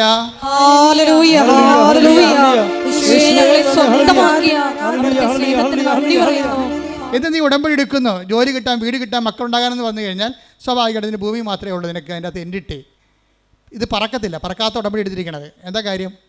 താറാവ് അധികം പറക്കത്തില്ലല്ലോ, ഇല്ലേ? പക്ഷെ കഴുകനാണെങ്കിൽ പറക്കും. അപ്പോൾ നീ ഒരു ഈഗിൾ കവനൻ്റാണ് എടുത്തിരിക്കണം എന്നുണ്ടെങ്കിൽ ഇത് പറന്നങ്ങ് നിൽക്കും. എന്താ കാര്യം? എന്താ നിത്യത? എന്താണ് ഇതിൻ്റെ ഉദ്ദേശം? എന്താണ്? നിത്യതയാണ്. നീ ഇവിടുത്തെ ജോലി, വീട്, വിവാഹം, IELTS, PR എന്നൊക്കെ പറഞ്ഞു കഴിഞ്ഞാൽ ഇവിടെ കൂടി നിരച്ച് നടക്കണ ജീവിനെ പോലെയുള്ള ഭൂമി നിസാനം പൊങ്ങി വരത്തില്ല. അതുകൊണ്ട് തന്നെ ഉടമ്പടിയിൽ എപ്പോഴും നിത്യത നിൻ്റെ ഒരു ജീവിത വിഷയമായിരിക്കണം. അതെന്താ കാര്യം വെച്ച് കഴിഞ്ഞാൽ ക്രിസ്തുവിൻ്റെ സ്വപ്നം അതാണ്. Be perfect as your heavenly father is perfect. Like the word of God. ശ്രദ്ധിക്കണം. ഹല്ലേലൂയ, ഹല്ലേലൂയ, ഹല്ലേലൂയ, ഹല്ലേലൂയ, ഹല്ലേലൂയ. യേശുവേ നന്ദി, യേശുവേ സ്തുതി. ഹല്ലേലൂയ. മത്തായി 5:48. മത്തായി 5:48. നിങ്ങളുടെ സ്വർഗസ്ഥനായ പിതാവ്. അതാ നിത്യതയോളം വളരാൻ ഉദ്ദേശിക്കണുണ്ടല്ലോ. നോക്കിയേ, നിങ്ങൾ പറഞ്ഞു നിങ്ങളുടെ സ്വർഗസ്ഥനായ പിതാവ് പരിപൂർണനായിരിക്കുന്നത് പോലെ നിങ്ങളും പരിപൂർണരായിരിക്കുവിൻ. ഈ മനുഷ്യ യാഥാർത്ഥ്യത്തിൻ്റെ ഒരു ആന്തരിക ചോദന എന്താ? ഒന്നും പരിപൂർണമല്ല എന്നുള്ളതാണ്. ഈ കലയെല്ലാം രൂപപ്പെട്ട് വന്നിരിക്കുന്നത് എന്താണ്? ഒരു അതൃപ്തി നിന്ന് വന്നിരിക്കുന്നതാണ്. എല്ലാം ശാസ്ത്രം ഇവിടെ നിന്ന് വന്നതാണ്, അതൃപ്തി നിന്ന് വന്നതാണ്. ഇതല്ല, ഇതിനേക്കാൾ മെച്ചമായിട്ടുള്ളത്. അപ്പോൾ ഇതിനേക്കാൾ മെച്ചമായിട്ടുള്ളത് ഉണ്ട് എന്നുള്ളത് ആന്തരികമായ ഒരു മനുഷ്യൻ്റെ ഒരു ത്രൈവാണ്. ഇതിനേക്കാൾ മെച്ചമായിട്ടുള്ളത് എന്താണെന്ന് വെച്ച് കഴിഞ്ഞാൽ ആ മെച്ചമായിട്ടുള്ള സംഭവങ്ങൾ ഉണ്ടാക്കുന്ന അനുസരിച്ച് കൊണ്ട് ആ മെച്ചം വീണ്ടും നമ്മളെ വീണ്ടും അടിമയാക്കും. എന്താ കാര്യം? ഇപ്പം നിങ്ങൾ AC ഇല്ലാത്ത വീടാണ്. പണ്ട് ഞാനൊക്കെ ഓർക്കുന്നുണ്ട്, ഞങ്ങൾ വീട്ടിലൊക്കെ താമസിക്കുമ്പോൾ ഒരു പായ എടുത്തിട്ട് ഒരു പള്ളിയിൽ നിന്ന് മേടിച്ച പെരുന്നാളിന് മേടിച്ചൊരു ബെസറിയുണ്ട്, അല്ലേ? അപ്പോൾ നല്ല ചൂടായിരിക്കും നാട്ടിൻപുറത്തൊക്കെ ഈ ജനുവരി മാസം, മാർച്ച് മാസത്തിലൊക്കെ. അപ്പോൾ എന്ത് ചെയ്യും? നമ്മളിങ്ങനെ ഈ ബെസറി കൊണ്ട് വീശി രാത്രി നല്ല വേർപ്പായിരിക്കുമേ. അപ്പോൾ വീശി എന്ത് ചെയ്യും? വീശി വേർത്ത് ഉറങ്ങിപ്പോവും. അതേ ഉള്ളൂ. കറണ്ട് ഇല്ലാത്ത സമയത്ത് പിന്നെ അവിടെ കിടക്കാൻ പറ്റത്തില്ല. ബെസറിക്ക് നമ്മളെ രക്ഷിക്കാൻ പറ്റണില്ല. ഫാൻ കണ്ടുപിടിച്ചപ്പോൾ അതിനെ മുഴുവൻ പുകയുടെയും കരിയും ചിലന്തി വരെയൊക്കെ ആയപ്പോൾ മനുഷ്യൻ AC വെച്ചു. AC കുറച്ച് നേരം ഇരുന്ന് കഴിയുമ്പോൾ ACയിൽ തന്നെ റിപ്രക്കഷൻസും റെസിപ്രേഷനും പല രോഗങ്ങളൊക്കെ ആയിട്ട് ഈ വെള്ളം കുടിക്കണവന് ഇനിയും ദാഹിക്കും. ഈശോ പറഞ്ഞതല്ലേ, ബെസറി പിടിക്കണവന് പിന്നെയും ദാഹിക്കും, അവന് ഫാൻ വേണം. ഫാനുള്ളവന് പിന്നെയും ദാഹിക്കും, അവന് AC വേണം. ഈ വെള്ളം കുടിക്കണവന് ഇനി ഹല്ലേലൂയ. യോഹന്നാൻ 4:13. യേശു പറഞ്ഞു, ഈ വെള്ളം കുടിക്കുന്ന ഏവനും വീണ്ടും ദാഹിക്കും. അപ്പോൾ ഇത് മനുഷ്യൻ ഈ ഭൂമിയിൽ നിങ്ങളുടെ മെറ്റീരിയൽ ബോഡിയെ എന്തെങ്കിലും ഉപയോഗിച്ചു കൊണ്ടാണ് നിങ്ങൾ തൃപ്തിപ്പെടുത്താൻ വരുന്നുണ്ടെങ്കിൽ മരണം വരെ തൃപ്തിയില്ലാത്ത അവസ്ഥ തുടരുമെന്നാണ് പറയുന്നത് ബൈബിള്. യോഹന്നാൻ 2:17 എടുത്തേ. 2:17. ലോകവും അതിൻ്റെ മോഹങ്ങളും കടന്നു പോകുന്നു. അതാണ് പ്രശ്നം. ഈ മോഹങ്ങൾക്കെല്ലാം നമ്മൾ പുതിയ സ്ഥാനം കണ്ടുപിടിക്കുകയും ചെയ്യും. പക്ഷെ എന്താ പറയണത്? അതും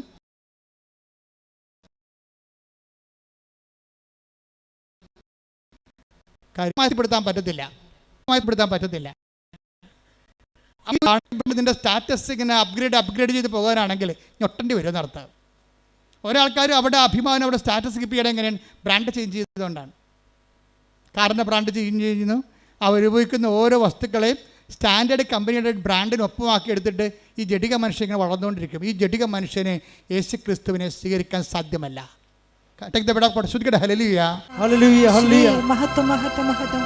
യോഹന്നാൻ 14:17. ഈ സത്യാത്മാവിനെ സ്വീകരിക്കാൻ ലോകത്തിന് സാധിക്കുകയില്ല, കാരണം അത് അവനെ കാണുകയോ അറിയുകയോ ചെയ്യുന്നില്ല. എന്നാൽ നിങ്ങൾ അവനെ അറിയുന്നു, കാരണം അവൻ നിങ്ങളോടൊത്ത് വസിക്കുന്നു, നിങ്ങളിൽ ആയിരിക്കുകയും ചെയ്യും. ഇതൊരു തിരിച്ചറിവിൻ്റെ വിഷയമാണ്. നമ്മളോടൊത്ത് ആയിരിക്കുന്ന പരിശുദ്ധാത്മാവിനെ അവബോധപ്പെടുത്തുകയും നമ്മൾ നിറയാൻ വേണ്ടി അതിൻ്റെ ഫലങ്ങൾക്ക് വേണ്ടി പ്രാർത്ഥിക്കുകയും പരിശുദ്ധാത്മാവിൻ്റെ നൽകുന്ന പരീക്ഷണങ്ങളെ വിവേചിച്ച് മനസ്സിലാക്കുകയും അതിൻ്റെ പാഠങ്ങളെ പഠിക്കുകയും പൂർത്തിയാകാൻ വേണ്ടി ആത്മാവിനാൽ എന്താ പറയണത്? ഞാൻ തരുന്ന വെള്ളം കുടിക്കുന്നവന്, അതാണ് ഈശോ പറഞ്ഞത്. തിരുനാളിൻ്റെ മഹാദിനത്തിൽ അവൻ എഴുന്നേറ്റതെന്ന് 7 യോഹന്നാൻ 7:37. ശ്രുതിക്കട്ടെ. ഹല്ലേലൂയ.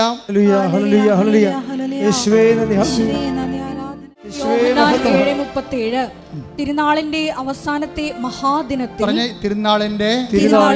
അവസാനത്തെ മഹാദിനത്തിൽ യേശു എഴുന്നേറ്റ് നിന്ന് ശബ്ദമുയർത്തി പറഞ്ഞു, ആർക്കെങ്കിലും ദാഹിക്കുന്നെങ്കിൽ അവൻ എന്റെ അടുക്കൽ വന്ന് കുടിക്കട്ടെ. എന്നിൽ വിശ്വസിക്കുന്നവന്റെ ഹൃദയത്തിൽ നിന്ന് വിശുദ്ധ ലിഖിതം പ്രസ്താവിക്കുന്നത് പോലെ ജീവജലത്തിന്റെ അരുവികൾ ഒഴുകും. ഉടമ്പടി എങ്ങോട്ടാണ് സഞ്ചരിക്കണം എന്ന് വെച്ചാൽ ജീവജലത്തിന്റെ ഉറവയിലേക്കാണ് സഞ്ചരിക്കുന്നത്. ജഡികമായ കാര്യങ്ങളൊക്കെയാണ് ചോദിച്ചിരിക്കണമെങ്കിലും ജഡികമായ കാര്യങ്ങളെക്കുറിച്ച് ഈശോ ഒരു തീർപ്പ് കൽപ്പിച്ചിട്ടുണ്ട്. സുപ്രീം കോടതി ഫുൾ ബെഞ്ച് തീരുമാനമാണ്. ഈശോ ഒരു കാര്യം പറഞ്ഞാൽ എന്താണ്? അവൻ അന്ത്യവിധിയാളൻ ആരാണ്? അവനല്ലേ. അവനൊരു കാര്യം പറഞ്ഞാൽ പിന്നെ ഡിവിഷൻ ബെഞ്ചല്ല, ഫുൾ ബെഞ്ചാണത്. അവനൊരു കാര്യം പറഞ്ഞാൽ സ്വർഗീയ സുപ്രീം കോടതിയുടെ ഫുൾ ബെഞ്ച് തീരുമാനമാണ്. എന്താണ്? ഈ വെള്ളം കുടിക്കണവൻ ഇനി ദാഹിക്കും. നമ്മൾ എന്തെല്ലാം ഈ ലോകത്ത് നേടാൻ വേണ്ടി ഉടമ്പടി എടുത്താലും യഥാർത്ഥ ദാഹം എന്താണ്? ഞാൻ തരുന്ന വെള്ളം കുടിക്കുന്നതിന് ഒരിക്കലും ദാഹിക്കുകയില്ല. ഞാൻ തരുന്ന വെള്ളം എന്താണ്?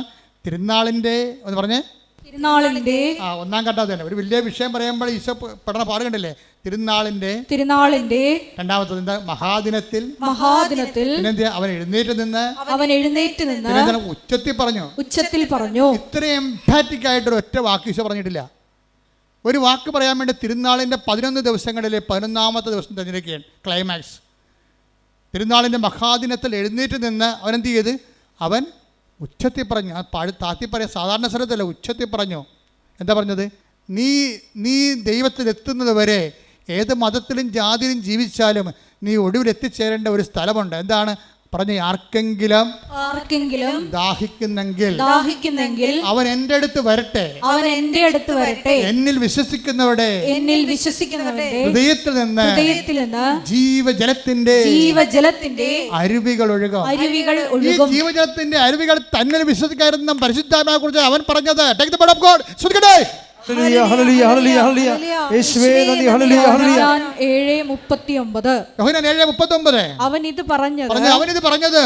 അവൻ ഇത് പറഞ്ഞത് തന്നിൽ വിശ്വസിക്കുന്നവരെ സ്വീകരിക്കാനിരിക്കുന്ന ആത്മാവിനെ പറ്റിയാണ്. നീ പരിശുദ്ധാത്മാവിനെ സ്വീകരിക്കാൻ വേണ്ടി ഉടമ്പടിയിൽ ഞാൻ എപ്പോഴും പറയും, മക്കളെ, നിങ്ങൾ ഉടമ്പടി എടുക്കുമ്പോൾ ഒരു കോളം ദൈവത്തിന് കൊടുത്തേക്കണം. എന്തിനാണ്? അത് പരിശുദ്ധാത്മാവിൻ്റെ കോളമാണ്. നിൻ്റെ സാഹചര്യവും ആത്മീയമായിട്ടുള്ള നിൻ്റെ ഒരു അവസ്ഥയനുസരിച്ചുകൊണ്ട് നിന്നെ നയിക്കാൻ പറ്റിയ മരുന്നുകൾ ദൈവത്തിന് എഴുതി ചേർക്കാൻ പറ്റിയ ഇടമാണത്. അതിന് നിങ്ങൾ മതവും ജാതിയും ഒന്നും മാറേണ്ട കാര്യമില്ല. ക്രിസ്തുവിനെ സ്വീകരിക്കണേ ആർക്കാണ് ജാതി മാറേണ്ടത്? ആർക്കാണ് മതം മാറേണ്ടത്? ഇത് അതിനുള്ള ഇത് അതിനുള്ള സംവിധാനമാണോ? അല്ല. നിങ്ങൾ ക്രിസ്തുവിനെ get Jesus and get saved എന്ന് വെച്ചാൽ ക്രിസ്തുവിനെ സ്വീകരിക്കുന്നവരെ അവർ മതാതീതമായിട്ട് അതീതമായിട്ട് അപ്പനും മക്കളും തമ്മിൽ ഒരുമിച്ച് കണ്ടെത്തിക്കൊണ്ട് സന്തോഷത്തോടെ ജീവിക്കുന്ന സാഹചര്യം ഇവിടെ ഉണ്ടായത് നിൻ്റെ കടങ്ങൾ കർത്താവ് അവൻ്റെ മരണത്താൽ പരിഹരിച്ചതുകൊണ്ടും നിന്നെ അവൻ കടങ്ങളിൽ നിന്ന് നീ ചെയ്യേണ്ട പാപത്തിന് പരിഹാരം അവൻ ചെയ്തപ്പോൾ അവൻ്റെ പരിഹാരം എനിക്ക് വേണ്ടി കൂടിയാണെന്ന് ഞാൻ വിശ്വസിക്കുമ്പോഴാണ് ജ്ഞാനത്താൽ നമ്മൾ സ്നാനം സ്വീകരിക്കുന്നത്. വെള്ളം കൊണ്ടല്ല, ജ്ഞാനത്താൽ. ആ അറിവ് തന്നെയാണ് നമുക്ക് സ്നാനമായി മാറുന്നത്. നിനക്ക് ക്രിസ്തുവിനെക്കുറിച്ചുള്ള സത്യമായ അറിവുണ്ടെങ്കിൽ നീ ജ്ഞാനത്താൽ സ്നാനം ചെയ്യപ്പെട്ട വ്യക്തിയാണ്. കാര്യം എന്താണ്? അറിവിൻ്റെ അഭവമായ ആദ്യവും അവസാനവും ആൽഫയും ഒമേഗയും ആരാണ്? ക്രിസ്തുവാണ്. അറിവെന്താണ്? അനുഭവം എന്ന് പറയുന്നത്. അറിവിൻ്റെ അനുഭവം നിത്യതയാണ്. ശ്രുതികട ഹല്ലേലൂയ. അവസാനം ഈശോ പറഞ്ഞത് receive Jesus Christ and get saved എന്നാണ് പറഞ്ഞത്. ക്രിസ്തുവിനെ നിങ്ങൾ അറിവിൽ സ്വീകരിക്കുക, നിങ്ങൾ നിത്യത അവകാശമാക്കുക. അപ്പോൾ ക്രിസ്തുവിനെ സ്വീകരിക്കാൻ വേണ്ടി നമ്മുടെ ഓരോ പ്രശ്നവും അത് തന്നെയാണ്. നിങ്ങൾ ഉടമ്പടിയിരിക്കുന്ന നിയമമില്ല, വീടില്ല, ജോലിയില്ല, രോഗമാണെന്നൊക്കെ പറയുന്ന വിഷയം എന്താണ്? അതെല്ലാം നിന്നോട് പറയുന്ന ഒരു ദൈവഭാഷയാണത്. ഒരു ദൈവഭാഷയാണ്. നിൻ്റെ വേദനകൾ ഒരു ദൈവഭാഷയാണ്. എന്താണ്? നീ ക്രിസ്തുവിനെ സ്വീകരിക്കുക. ഇപ്പം മിഥുൻ്റെ കാര്യം ഞാൻ പറഞ്ഞില്ലേ. മിഥുൻ ഇവിടുന്ന് ഉടമ്പടി എടുക്കാതെ കാറിൽ പോയിരുന്ന് ടി വി കണ്ടുകൊണ്ടിരുന്നു, സിനിമ കണ്ടുകൊണ്ടിരുന്നു. ക്രിസ്തുവിന് ഉടമ്പടിയില്ല, ക്രിസ്തുവിന് ആവശ്യമില്ല, ഞാൻ ഓക്കെ ആണെന്നാണ്. കത്തോലിക്കൻ്റെ ഏറ്റവും വലിയ പോക്ക് വികാരമാണ് ഞാൻ ഓക്കെ ആണെന്നുള്ളത്. എന്താണ്? എൻ്റെ വീട്ടിൽ കുടുംബ പ്രാർത്ഥന ഉണ്ട്, ഞാൻ ഞായറാഴ്ച പള്ളിയിൽ പോകുന്നുണ്ട്, ഞാൻ ഓക്കെയാണ്. ദൈവം പറയുന്നത് ഈ പോക്കാണെന്ന് പറയും. അറിയാമെന്ന് പറയുന്നവൻ അറിയേണ്ടത് അറിയുന്നില്ലെന്ന്. 1 കൊരിന്തോസ് 8:2 അറിവുണ്ടെന്ന് ഭാവിക്കുന്നവൻ അറിവുണ്ടെന്ന് ഭാവിക്കുന്നവൻ അറിയേണ്ടത് അറിയുന്നില്ല. അപ്പം മിഥുൻ അറിയാത്ത ഒരാളാണ്. അറിയാത്തത് വരെ ക്രിസ്തുവിനെ സ്വീകരിക്കാനുള്ള സമ്മർദ്ദങ്ങൾ സഹനത്തിൻ്റെ സാഹചര്യമായി നമ്മുടെ കൂടെ നടക്കും. ദിറ്റ് ഇസ് സൗണ്ട് ഓഫ് ഹേർഡ്. അതാണ് ഈ സഹനത്തിൻ്റെ ഒരു വേട്ടപ്പടി പറയാൻ നടക്കും. എന്തിനാണ്? നീ ക്രിസ്തുവിനെ സ്വീകരിക്കൂ, receive Jesus Christ and get saved. Mithun എന്താ സംഭവിച്ചത്? അവനായിരുന്നല്ല ദൈവം, അന്നദാതാവ്, ബ്രെഡ് ഗീവർ, വീട്ടിലെ ബ്രെഡ് ഗീവറായിരുന്നു. പെട്ടെന്ന് ആ ജോലി പോയി. കുടുംബം മുഴുവൻ നിലനിന്നിരുന്ന മരുന്നും ഭക്ഷണവും കറണ്ട് ചാർജും വെള്ളത്തിൻ്റെ കരവും വീട്ടുകാരവും എല്ലാം കൊടുത്തിരുന്ന ഒറ്റ ദൈവമാണ്. ഈ ദൈവത്തിൻ്റെ ജോലി പോയി. അതോടുകൂടി ഇവൻ നിലംപരിശായി. നിൻ്റെ കോൺഫിഡൻസിലായിരിക്കും എപ്പോഴും മിലിറ്ററി ടാർഗറ്റിംഗ് നടക്കുന്നത്. അതുകൊണ്ട് നിൻ്റെ കോൺഫിഡൻസ് കർത്താവിലായിരിക്കണം. പ്രാർത്ഥിക്കുക, കർത്താവേ, എൻ്റെ പഠനം, എൻ്റെ ആരോഗ്യം, എൻ്റെ തറവാടിത്തം, എൻ്റെ സമ്പത്ത് ഒന്നുമല്ല. കർത്താവേ, നീയാണ് എൻ്റെ പാറ, നീയാണ് എൻ്റെ ആത്മവിശ്വാസം. കോൺഫിഡൻസ് കർത്താവിലാകുമ്പോൾ അത് പാറയുടെ ബലം ചെയ്യും. കർത്താവാണ്, എനിക്ക് കർത്താവുണ്ടല്ലോ. എല്ലാവർക്കും പ്രശ്നങ്ങൾ വരുമ്പോൾ എന്താണ് അവർ പറയണത്? അപ്പന് പെട്ടെന്ന് തലപ്പോശൽ വന്നു, അപ്പൻ ICU ആയെന്ന് ഫോൺ വരുമ്പോൾ മകളെന്താ പറയണത്? ഞാൻ പാറപ്പുറത്താണ്. എന്താ കാര്യം? നമ്മളമ്മച്ചി കൂടെ അവിടെ എടുത്തിട്ടുണ്ടല്ലോ അമ്മച്ചി, അതാണ് പാറയെന്ന് പറയണത്.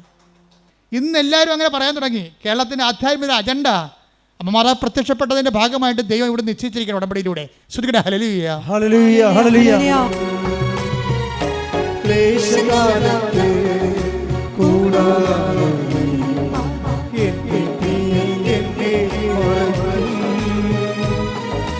അല്പകാലം കഴിഞ്ഞ് ഉയർന്നതാ പാറമേ കയറ്റി നിൽക്കും. അല്പകാലം കഴിഞ്ഞ് ഉയർന്നതാ പാറമേ കയറ്റി നിൽക്കും. അപ്പം ക്രിസ്തുവിനെ സ്വീകരിക്കാൻ പറ്റുന്ന രീതിയിലേക്ക് ഇവൻ്റെ ആധ്യാത്മികമായ ആ ജീവിതത്തിൻ്റെ കോൺഫിഡൻസ് തകർത്തുകൊണ്ട് ഒരു ജോലി പോയപ്പോൾ എന്ത് ചെയ്യും? ഓട്ടോമാറ്റിക്കായിട്ട് മിഥുൻ്റെ അപ്പനും മകനും കൂടി ഇരിക്കുകയാണ്. സങ്കടമായ കുടുംബത്തിൻ്റെ പാത്തോസ് വായിക്കുന്ന സമയമാണ്, സങ്കടസീനാണ്. ജോലി പോയി, ഇനി അപ്പന് മരുന്നിന് പ്രശ്നമുണ്ട്, കടക്കാർക്ക് പറ്റുകടി പീടികയിൽ ബില്ല് വരും, പല പല പ്രശ്നങ്ങളാണ്. ഇനി ഇടയ്ക്ക് വല്ല ജ്ഞാനസ്ഥാനം, കല്യാണം ഒക്കെ വന്നാൽ കടം മേടിക്കേണ്ടി വരും, മറ്റുള്ള മുമ്പ് ചോദിക്കേണ്ടി വരും, പല പ്രശ്നമാണ്. ഇതൊക്കെ അപ്പനും മകനും കൂടി അങ്ങനെ സങ്കടപ്പെട്ടുകൊണ്ടിരിക്കുന്ന സമയത്ത് ഇളം തന്നെ ഇരുന്ന് സംസാരിക്കുകയാണ്. അപ്പന്മാർ തമ്മിൽ ഒരു കൂട്ടാണ്. എന്താ കാര്യം? ഇവൻ വിദേശത്ത് പോകാത്തതിൻ്റെ കാര്യം അപ്പനെ നോക്കാൻ വേണ്ടി, വീട്ടിൽ നിൽക്കാൻ വേണ്ടി ആണ് ഈ വിദേശത്ത് പോകാത്തത്. അങ്ങനെയുള്ള മക്കളുണ്ട് കേട്ടോ. അവൻ പറയുന്നുണ്ട്, എൻ്റെ അപ്പനെയും അമ്മനെയും നോക്കാൻ വേണ്ടിയാണ് ഞാൻ പുറത്ത് ജോലി വേണ്ട, എനിക്ക് ഞാൻ അകത്ത് മതിയെന്ന് എപ്പോഴും ദൈവത്തോട് പറഞ്ഞുകൊണ്ടിരിക്കണം. അപ്പോൾ ഇത് പറയുന്നത് അപ്പനും മകനും കൂടി ഇരുന്ന് ഇളന്നിരുന്നുണ്ട്. ഈ കഥ പറയുകയാണ്, മകൻ എന്ത് ചെയ്യോടാ? ഇല്ല ദൈവം. അപ്പോൾ അപ്പം പറയും, നീ ഉടമ്പടി എടുക്കടാ, ഞാനല്ലേ ഇപ്പോൾ ഉടമ്പടി എടുത്തിരിക്കണത്, നീ ഉടമ്പടി എടുക്കടാന്ന് പറയും. കാര്യം ഉടമ്പടി കുഞ്ഞ് ഓടിക്കാളാണ്. നീ ഉടമ്പടി എടുക്കടാന്ന് പറഞ്ഞില്ല, പെട്ടെന്ന് ഇതും പറയാണ്, അമ്മ ഞങ്ങളുടെ അടുത്തിരിക്കണ പോലെയൊക്കെ തോന്നി, വല്ലാത്തൊരു മുല്ലപ്പൂവിൻ്റെ അപ്പനത് പറയുകയും വല്ലാത്തൊരു മുല്ലപ്പൂവിൻ്റെ സുഗന്ധം. എന്നിട്ട് ഇതും പറയണത്, അമ്മ ഞങ്ങളുടെ അരികിൽ ഇരിപ്പുണ്ടായിരുന്നെന്ന്. അപ്പം അപ്പൻ പറയണത്, കേക്ക് മകനെ, അതാണ് ശരി, എനിക്ക് നിൻ്റെ ജീവിതത്തിൽ പ്രവർത്തിക്കാൻ ആഗ്രഹമുണ്ട്, നീ ഇങ്ങനെയുള്ള ജീവിക്കണവനല്ല, ഇതിനേക്കാൾ ഉപരി ആധ്യാത്മികമായ ഉയരങ്ങളിൽ ക്രിസ്തുവിൻ്റെ കൃപ ആർജിക്കേണ്ടവനാണ്, അതുകൊണ്ട് ഇതാണ് സമയം. ഉടനെ മിഥുൻ പിറ്റേ ദിവസം തന്നെ വന്ന് ഉടമ്പടി എടുത്തത്. ഉടമ്പടി എടുത്തപ്പോൾ എന്നാ സംഭവിച്ചതെന്ന് വെച്ച് കഴിഞ്ഞാൽ, പ്രബടാന്ന് 3 കമ്പനി കേരളത്തിൽ തന്നെ വിളിച്ചവനെ ഒരു കമ്പനി തട്ടിക്കളഞ്ഞ്. എന്താ കാര്യം? ആ കമ്പനിക്കാരൻ ചോദിക്കുന്ന ഇൻ്റർവ്യൂവിന് ഫേസ് ചെയ്യാൻ പറ്റത്തില്ല. സെക്കൻഡ് ഫേസ് ആകുമ്പോൾ എല്ലാവരും തോറ്റുപോകും. 1000 പേര് വേണമെങ്കിൽ അവർ 1 പേര് 2 പേരെ വേണമെങ്കിൽ അവർ 1000 പേരെ വിളിക്കുന്നേ ഉള്ളൂ. ഭയങ്കര പ്രശ്നമാണ്. അപ്പോൾ അവിടെ പോകണ്ടെന്ന് തീരുമാനിച്ചു. ബാക്കി 2 കമ്പനി അവർ ഇൻ്റർവ്യൂ അറ്റൻഡ് ചെയ്ത്. 2 കമ്പനി ഇൻ്റർവ്യൂ അറ്റൻഡ് ചെയ്ത് കഴിഞ്ഞപ്പോൾ 2 നല്ലതാണ്, പക്ഷേ ഉറപ്പില്ല. കാര്യം വിളിക്കണില്ല, അവർ വിളിക്കണില്ല, അതാണ് സംഭവം. ഇനി അമ്മ ടൈം മാത്രമായത് കാരണം എന്താ ചെയ്തിരിക്കണമെന്ന് അറിയാമോ? ഈ 3 കമ്പനിയുടെയും ഇൻ്റർവ്യൂ വരണ ടൈം നോക്കണം. ഒന്ന് 9 മണിക്ക്, ഓടിയെത്താൻ പറ്റിയ ടൈമാണല്ല. രണ്ടാമത്തത് 12 മണിക്ക്, ഇവിടുത്തെ ഇൻ്റർവ്യൂ കഴിഞ്ഞ് അടുത്ത ഇൻ്റർവ്യൂവിന് പോകാം. 9 മണിക്കാണെങ്കിൽ തെണ്ടിപ്പോയനാം. ദൈവം ചെയ്യാനുള്ള ചില കാര്യങ്ങളുണ്ട്, അത് ദൈവത്തിന് മാത്രമേ ചെയ്യാൻ പറ്റത്തുള്ളൂ. അത് നമ്മൾ അറിയണം. ദൈവത്തിന് എന്തിനു വേണ്ടിയാണെന്ന് ചോദിച്ചു കഴിഞ്ഞാൽ, ദൈവം ആധ്യാത്മിക ഒരു AI ആണ്. അതായത് പ്രോഗ്രാം ചെയ്യും. സമയഘടികാരം നെഞ്ചിച്ചാർത്തി പ്രത്യക്ഷപ്പെട്ട സമയത്തിൻ്റെ സഞ്ചാരി മാതാവ് നിൻ്റെ സമയത്തെ പ്രോഗ്രാം ചെയ്യും. ഒന്ന് 9 മണിക്ക്, ഒന്ന് 12 മണിക്ക്, ഒന്ന് 4:30 മണിക്ക്. ഇങ്ങനെയുണ്ട് പരിപാടി. ഇത് ആർക്കും ചെയ്യാൻ പറ്റുമോ? 3 കമ്പനിയിൽ നിന്ന് ഇവന് ഓടിയെത്താൻ പറ്റുന്ന രീതിയിലാണ് ഇൻ്റർവ്യൂ അറേഞ്ച് ചെയ്തിരിക്കുന്നത്. അപ്പോൾ അവൻ ഉടമ്പടിയിലായി, ഉടമ്പടി വർക്കൗട്ട് ചെയ്യാൻ തുടങ്ങി.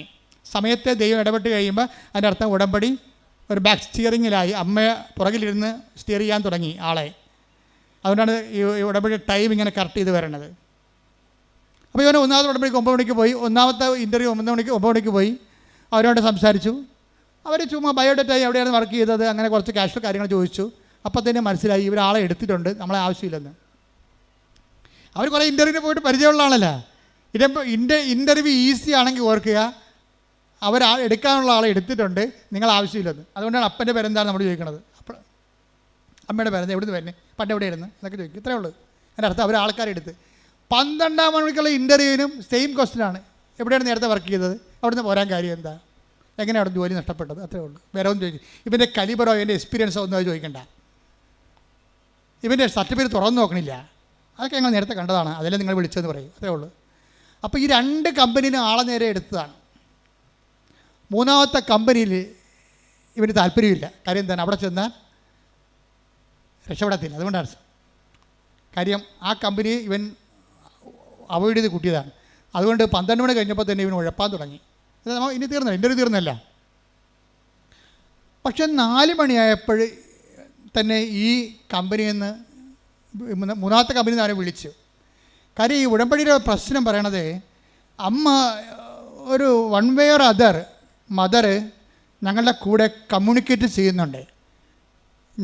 എനിക്കത് മനസ്സിലാകാൻ വേണ്ടി മാത്രം ഞാൻ ഉടമ്പടി അത്ര വളർന്നില്ലല്ലോ.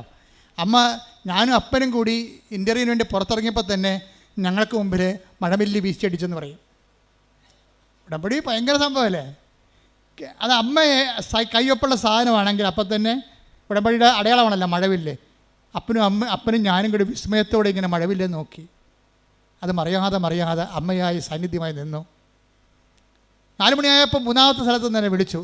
എനിക്ക് പോകാൻ താല്പര്യമില്ല. ഞാൻ പറഞ്ഞു ഞാൻ വളരെ അകലെയാണ്, മറ്റൊരു ഇൻ്റർവ്യൂ പങ്കെടുത്തുകൊണ്ടിരിക്കുകയായിരുന്നു, അത് കഴിഞ്ഞതേ ഉള്ളൂ, ഇനി ഓടിയെത്തുമ്പോൾ 4:30 മണിയാകും, അല്ലെങ്കിൽ ചിലപ്പോൾ കഴിഞ്ഞു പോകും, സാരമില്ല നിങ്ങൾ വരാൻ പറഞ്ഞു. 4:30 മണിയായപ്പോൾ ഇവൻ ഒരിടത്തും എത്തിയിട്ടില്ല, ഓടിക്കൊണ്ടിരിക്കുകയാണ്. അപ്പോൾ കമ്പനിയിൽ നിന്ന് വിളിച്ചു, നിങ്ങളുടെ ടൈമാണല്ലോ എന്ന് പറഞ്ഞു. അപ്പോൾ പറഞ്ഞു ഞാൻ എൻ്റെ അവസ്ഥയിലാണ്, കുഴപ്പമില്ല നിങ്ങൾ വരാൻ പറഞ്ഞു.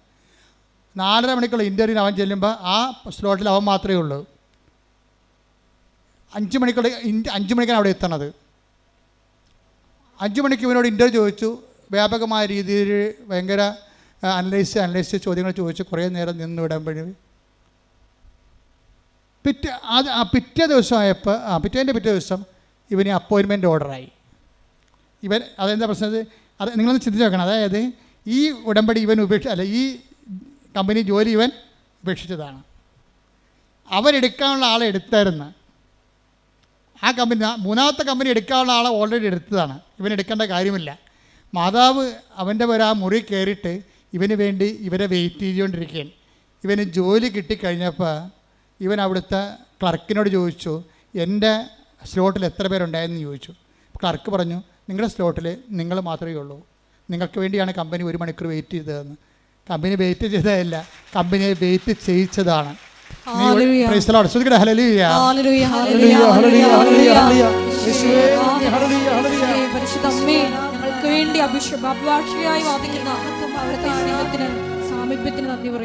അതായത് ഇത് അത്രയും, അതായത് ഇപ്പോഴെന്താ അവർ ഈ മിഥുനെന്താ പറയണത്,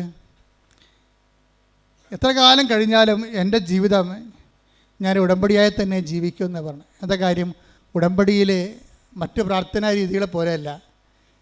ദൈവത്തിൻ്റെ സാന്നിധ്യം സ്വപ്നമായിട്ടും. ഒരു പ്രാവശ്യം ഇവർ ജോലി പോയില്ലേ, ജോലി പോയിട്ട് ഉടമ്പടി എടുക്കാത്തൊരു കാലം ഉണ്ടായിരുന്നില്ല. അപ്പോഴും ഇവനൊരു വെളുപ്പിന് 4 മണിക്കൂർ സ്വപ്നം കണ്ട് കൃപാസന മാതാവ് കരയണേ.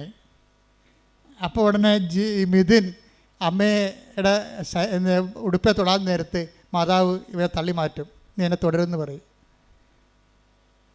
അപ്പോൾ അന്ന് മുതൽ എന്ന് വെച്ചാൽ നമ്മൾ ഉടമ്പടിയുടെ ഫലങ്ങൾ മനസ്സിലാക്കുന്ന വെച്ചാൽ നമുക്ക് ദൈവത്തെ തൊടാൻ പറ്റിയ ആത്മീയ സാഹചര്യമുണ്ട്, തൊടാൻ പറ്റാത്ത സാഹചര്യമുണ്ട്. അതുകൊണ്ടാണ് ഞാൻ നിങ്ങളോട് പറയണത്, നിങ്ങൾ ഉടമ്പടിയോട് പാലിക്കുന്നവരും ദൈവത്തിന് നിങ്ങളെ തൊടാൻ പറ്റിയ, ദൈവം അതിനെ അനുവദിക്കാൻ പറ്റുന്ന രീതിയിൽ നിങ്ങൾ വിശുദ്ധിയും വിശ്വസ്തതയുള്ളവരായിരിക്കണം. പ്രാർത്ഥിക്കട്ടെ. കർത്താവേ, ഉടമ്പടിയോട് വിശുദ്ധിയും വിശ്വസ്തതയോടെയും ജീവിക്കുവാൻ എന്നെ സഹായിക്കണമേ.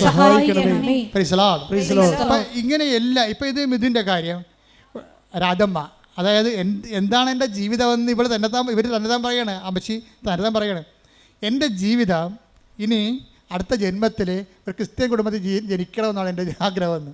എന്നിട്ട് ക്രിസ്ത്യാനിയായിട്ട് ജീവിക്കണം എന്ന് വെച്ചാൽ അവരങ്ങനെ പറയാൻ കാരണം വെച്ച് കഴിഞ്ഞാൽ അതിൻ്റെ പ്രധാനപ്പെട്ട കാരണം ഇവർ ചെയ്യുന്ന എല്ലാ കാര്യങ്ങളും. ഇപ്പോൾ ആദ്യം തന്നെ ഇവർ സങ്കടപ്പെട്ട് ഇവിടെ തന്നെ എന്താ, മകൻ മദ്യപാനിയാണ്, ഭാര്യയെ തല്ലുന്നു, കുടുംബത്തിൽ സമാധാനം ഇല്ല എന്ന് പറയുമ്പോൾ ഉടമ്പടി എടുക്കുമ്പോൾ തന്നെ ആ ആഴ്ച തന്നെ അവൻ്റെ മദ്യപാനം മാറി, അവൻ വിദേശത്ത് ജോലിക്ക് പോയി, അവന് പണമായി. രാധമ്മ വന്നതെന്ന് വെച്ച് കഴിഞ്ഞാൽ ഇത് അവസാനത്തെ സ്ഥലമാണ്, ഇതുകൊണ്ട് എൻ്റെ ജീവിതത്തിൽ തീർപ്പുണ്ടാകുമെന്ന് ആഴമായ ബോധ്യത്തിലാണ് വർക്ക് ചെയ്യണത്. പിറ്റേ ദിവസത്തിന് ആ ഫയൽ എടുക്കുകയാണ്, ഒപ്പിട്ട് മാറുകയാണ് കാര്യങ്ങളെല്ലാം. നിങ്ങൾക്കറിയാം, അമ്മയ്ക്ക് അധികം സമയമൊന്നും വേണ്ടല്ലോ. പിന്നെ രാധമ്മക്ക് ഒരു കാര്യം മനസ്സിലായി, ഇതെന്നെ സ്ഥലം ആരോടും പറയാതെ എല്ലാ ചൊവ്വാഴ്ച ഇവിടെ വരും, പട്ടിണി ഇരുന്ന് പ്രാർത്ഥിച്ചിട്ട് പോകും. അവിടെ വന്നിരുന്ന് മാതാവിൻ്റെ മുഖത്ത് നോക്കി പട്ടിണി ഇരുന്ന് പ്രാർത്ഥിച്ചിട്ട് പോകും. 9ാമത്തെ ചൊവ്വാഴ്ച പോയപ്പോൾ, 9ാമത്തെ ആരും പറയില്ല, ഞങ്ങളും പറഞ്ഞിട്ടില്ല ഇവിടെ വരാനൊന്ന്. അപ്പോഴേ ഇവർ ഒറ്റക്കെടുക്കുന്ന തീരുമാനമാണ്. ചിലർ ദൈവം ഒറ്റക്ക് നയിക്കും. അവർ ഓക്കെ ആണെങ്കിലേ അടുത്ത പടി, അടുത്ത സ്റ്റെപ്പിലേക്ക്, അടുത്ത ക്ലാസ്സിലേക്ക് ദൈവം തന്നെ അവരെ കൂട്ടിക്കൊണ്ട് പോകും. അപ്പോൾ അവരോട് പറഞ്ഞു, നീ ഒറ്റക്ക് ഇവിടെ വന്നിരിക്ക്, ഉപസിച്ചുകൊണ്ടിരിക്ക്.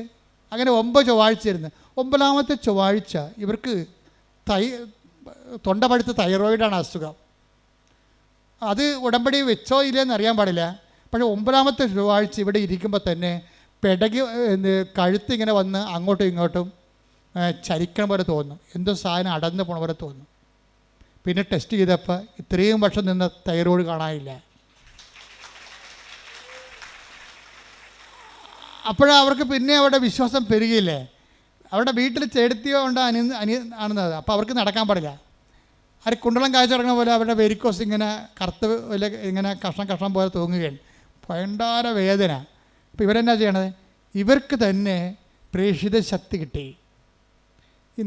നിങ്ങളുടെ പേഴ്സണൽ എംപവറിങ്ങിന് വേണ്ടിയാണ് നിങ്ങളുടെ കൂടെ ഈ പത്രം പ്രേക്ഷിത പ്രവർത്തനമായിട്ട് കൊടുക്കുന്നത്. അപ്പം ഇതിന് എന്നോട് പറഞ്ഞ ഇവിടെ സാക്ഷ്യം എന്തറിയാവോ, ഈ പത്രം നിങ്ങളെ കൊടുക്കണത് ഇവിടെ പറയണ പോലെ ഞാനും എൻ്റെ അപ്പനും കൊടുക്കണത്.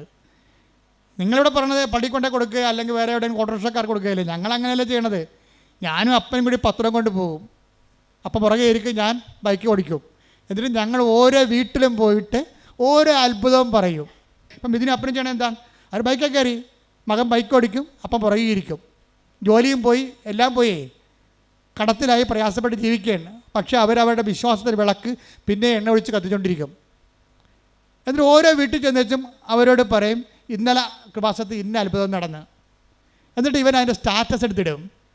കൃപാസനത്തിൽ നടന്ന് ഏറ്റവും നല്ല അത്ഭുതം നോക്കിയിട്ട് സന്നദ്ധനെ എടുത്തിട്ട് സ്റ്റാറ്റസ് എടുത്തിടും. അതെല്ലാവർക്കും ഷെയർ ചെയ്യും. അപ്പോൾ ഇത് രണ്ടും കൽപ്പിച്ച് ദൈവത്തിന് വേണ്ടി അങ്ങോട്ട് ജീവിക്കുകയാണ്. ദൈവത്തിന് വേണ്ടി ജീവിക്കുകയാണ്. അമ്മ ഇവിടെ പ്രത്യക്ഷപ്പെട്ടതിൻ്റെയും അതനുസരിച്ചുകൊണ്ട് മനുഷ്യൻ്റെ കണ്ണുനീരൊപ്പിയെടുത്തുകൊണ്ട് അവനെ ആശ്വസിപ്പിക്കാൻ പോകുന്ന സദ്വാർത്ത നിങ്ങളുടെ അനുഭവങ്ങളിലൂടെ മറ്റുള്ളവർ കൈമാറേണ്ടതാണ്. അത് ആത്മാർത്ഥമായിട്ട് ചെയ്യാം, പേടിച്ചൊക്കെ ചെയ്യാൻ പറ്റും. അപ്പോൾ ആത്മാർത്ഥമായിട്ട് ചെയ്യണത് സംബന്ധിച്ചിടത്തോളം ദൈവവും അവൻ്റെ കാര്യത്തിൽ അതേപോലെ തന്നെ കമ്പനിയിൽ പോയി, വിളിക്കാത്ത കമ്പനി, കിട്ടാത്ത ജോലിക്ക് അവനെ മാത്രം വിളിപ്പിക്കാൻ വേണ്ടി അമ്മ പോയി കാത്തു നിൽക്കാൻ അവിടെ. ദൈവം അതുപോലെ എൻ്റെ അപ്പുറത്തും ചെയ്യുന്ന ആളാണെന്ന് ഈ കുരിശുരൂപം കാണുമ്പോൾ ഏത് കഴുതക്കും മനസ്സിലാവും. കുരിശുരൂപം ഞാൻ എന്താ കുരിശുരൂപം എങ്ങനെ വെച്ചിരിക്കണത്, എൻ്റെ ജീവിതത്തിൻ്റെ ഒരു ആവേശമാണ്. എന്താണ്, ദൈവം നിന്നെ വീണ്ടെടുക്കാൻ, നീ ഒറ്റ ആളാണെങ്കിൽ പോലും നിന്നെ വീണ്ടെടുക്കാൻ ദൈവം ഏതറ്റം വരെയും പോകും എന്നുള്ളതിൻ്റെ അല്ലേ കുരിശുരൂപം നമ്മളെ പഠിപ്പിക്കുന്ന പാഠം എന്ന് പറയുന്നത്. ദൈവസ്നേഹത്തിൻ്റെ ഏറ്റവും തുറന്നൊരു വായനാ പുസ്തകമാണ് കുരിശുരൂപം. അതുപോലെ അത് കണ്ട് മനസ്സിലാക്കിയിട്ടല്ലേ നമ്മൾ വിഷമമുള്ളവൻ ദൈവത്തിൽ ആശ്രയിക്കണത്. പക്ഷെ അത് ആശ്രയം സത്യസന്ധമാണെന്ന് ദൈവത്തിൽ തോന്നണം. അതാണ് പ്രശ്നം. ആശ്രയം സത്യസന്ധമാണെന്ന് ദൈവത്തിന് തോന്നിക്കഴിഞ്ഞാൽ പിന്നെ നിങ്ങൾക്ക് തിരിഞ്ഞു നോക്കേണ്ടി വരത്തില്ല. രാധമ്മ എന്താ ചെയ്യണത്? രാധമ്മ എല്ലാ വീട്ടിലും ഇതുപോലെ പാവപ്പെട്ടവളാണേ, അവളില്ലാത്ത ഭക്ഷണം ഉണ്ടാക്കി വീടുകളിലൊക്കെ രോഗികളെല്ലാം കൊടുക്കും. എന്നിട്ട് കൃപാസനം മാതാവിനെക്കുറിച്ച് അവരോട് സംസാരിക്കും. സങ്കടം വരുന്ന എല്ലാ മനുഷ്യരോടും പരിഹാരമായിട്ട് രാധമ്മ പറയണത് കൃപാസനം മാതാവിനെക്കുറിച്ചും അവൾക്കുണ്ടായിരുന്ന അനുഭവമാണ് പറയണത്. അത് പറഞ്ഞ് അവസാനം അങ്ങനെ സുവിശേഷം കൈമാറാൻ വേണ്ടി ആഗ്രഹിക്കുന്നവന് ദൈവം അടയാളം കൊടുക്കും. അടയാളം അത്ഭുതം പറയുന്നത് അങ്ങനെയാണ്. അല്ല വെറുതെ കുത്തിയിരുന്ന അടയാളം അത്ഭുതം ഉണ്ടാകത്തില്ല. Take the word of God. റോമ 15:18 എടുത്തേ. റോമ 15:18. വിജാതിയരുടെ അനുസരണം നേടിയെടുക്കേണ്ടതിന് പറഞ്ഞ വിജാതിയരുടെ അനുസരണം നേടിയെടുക്കേണ്ടതിന് വാക്കാലും പ്രവൃത്തിയാലും അടയാളങ്ങളുടെയും അത്ഭുതങ്ങളുടെയും ബലത്താലും പരിശുദ്ധാത്മാവിന്റെ ശക്തിയാലും ഞാൻ വഴി ക്രിസ്തു പ്രവർത്തിച്ചവയൊഴികെ ഒന്നിനെക്കുറിച്ചും സംസാരിക്കാൻ ഞാൻ തുനിയുകയില്ല. അതാണ് അപ്പോസ്തലിക പ്രഭാഷണം എന്ന് പറയണത്. വേറെ ഒന്നിനെക്കുറിച്ചും പറയത്തില്ല. അതായത് സുവിശേഷ കൈമാറ്റത്തിന് ഒരു മീറ്റർ ഉണ്ട്. എന്താ അതിന്റെ മീറ്റർ? എന്താണ്? ഒന്നിന് വായിച്ചേ. വിജാതിയരുടെ അനുസരണം നേടിയെടുക്കേണ്ടതിന് അവന് വിശ്വാസം നേടിയെടുക്കണം.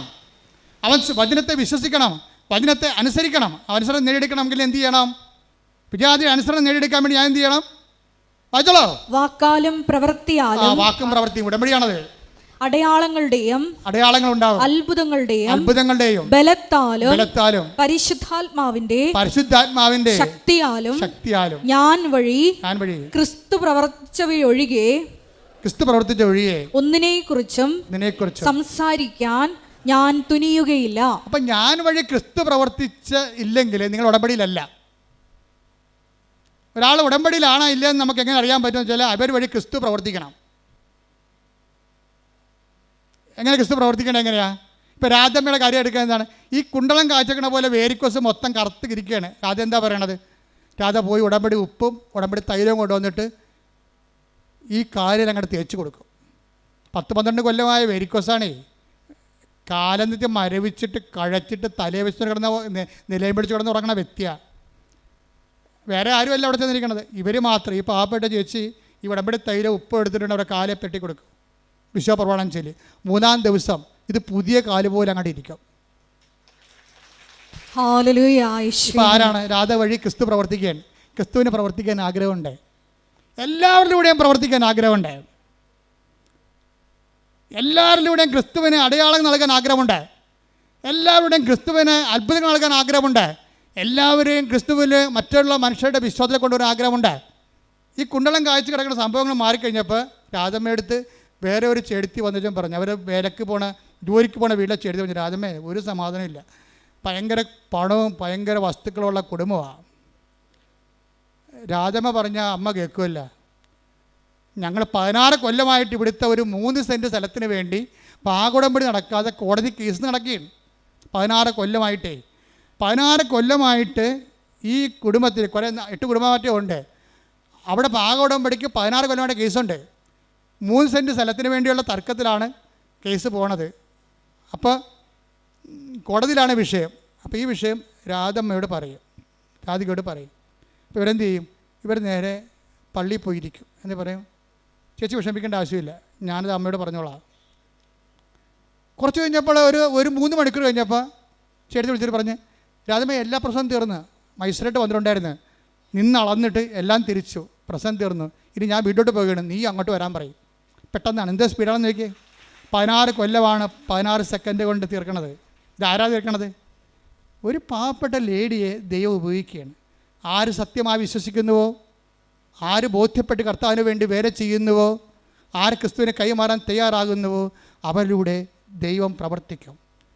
അപ്പോൾ നിങ്ങളുടെ ഓരോ നിങ്ങളുടെ ഓരോ പ്രേക്ഷിത പ്രവർത്തനങ്ങളും കഴിയുമ്പോൾ നിങ്ങൾ എംപവറിങ്ങിലാണ്, പവർ ചെയ്യുകയാണ്. ദൈവം നിങ്ങളെ പവർ ചെയ്യുകയാണ്. നിങ്ങൾ കർത്താവിന് കൈമാറുന്ന ആളാണെന്ന് കണ്ടാൽ ഉടനെ ദൈവം നിങ്ങൾക്ക് അടയാളം തരാൻ തുടങ്ങും. അടയാളം, അത്ഭുതങ്ങൾ, പരിശുദ്ധാത്മാവിൻ്റെ നിറവുകൾ. അവരാണ് അവസാനം പറയണത്, ദൈവത്തെ കണ്ടുകൊണ്ട് ഞാൻ ഈ ഉടമ്പടിയിൽ ജീവിക്കുകയാണ്. ഇനിയും ഞാൻ മരണം വരെ ഉടമ്പടി തന്നെ ജീവിക്കും. എന്താ കാര്യം? ദൈവത്തെ തൊടാൻ പറ്റുന്ന ഒരു വഴികളിലൂടെയാണ് അവർ ജീവിതത്തിൽ സഞ്ചരിച്ചുകൊണ്ടിരിക്കുന്നത്.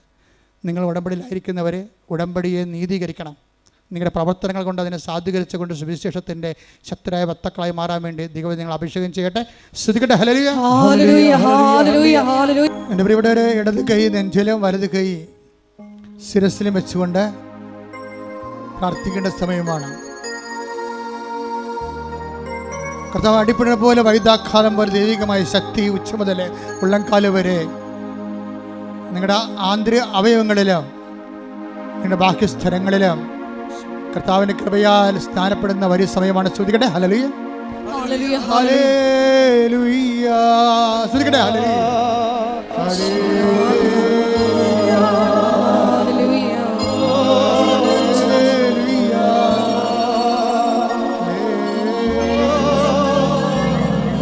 കർത്താവേ, നിന്റെ ഉന്നതമായ നാമത്തിന് സ്വന്തം ചെയ്യുന്നു. കർത്താവേ, നിന്റെ വിശുദ്ധ പൗരോഹിത്യത്തെ മഹത്വപ്പെടുത്തുന്നു. ഹല്ലേലൂയ, ഹല്ലേലൂയ. കർത്താവേ, നിന്റെ തിരുമുറുമാർന്ന വലതുകരം ഓരോ മകന്റെ മേലും ഓരോ മകളുടെ മേലും വെക്കണമേ. സ്തുതിക്കട്ടെ. ഹല്ലേലൂയ,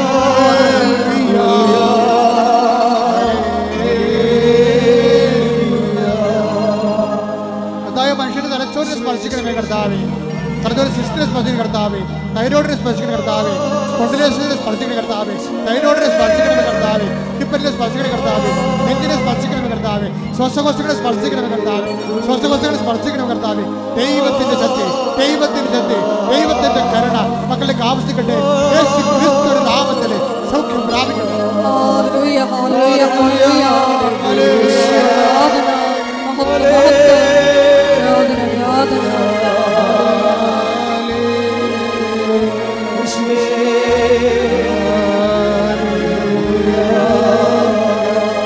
നിനക്ക് വേണ്ടി ക്രൂശിക്കപ്പെട്ടവനെ, നിനക്ക് വേണ്ടി തിരുവിലാവിൽ മുറിവേറ്റവനെ, നിനക്ക് വേണ്ടി തിരുമുറിവാർന്ന് ആണിപ്പഴുതാർന്ന് വലത് കരത്താൽ സ്പർശിക്കണമേ.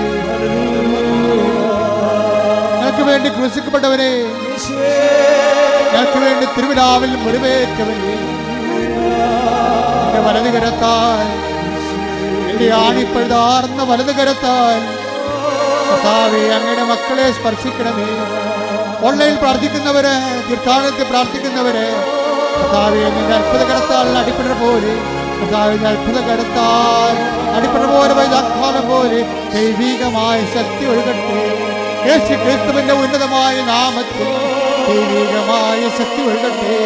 യേശു ക്രിസ്തുവിന്റെ ഉന്നതമായ നാമത്തിൽ ദൈവികമായ ശക്തി ഒഴുകട്ടെ. ഓരോ കോശങ്ങളിലും ദൈവികമായ ശക്തി ഒഴുകട്ടെ. ഓരോ പേശികളിലും ദൈവികമായ ശക്തി ഒഴുകട്ടെ. കൊച്ചു മുതൽ ഉള്ളംകാൽ വരെ കർത്താവിന്റെ അസമൃദ്ധോടെ അസമൃദ്ധോടെ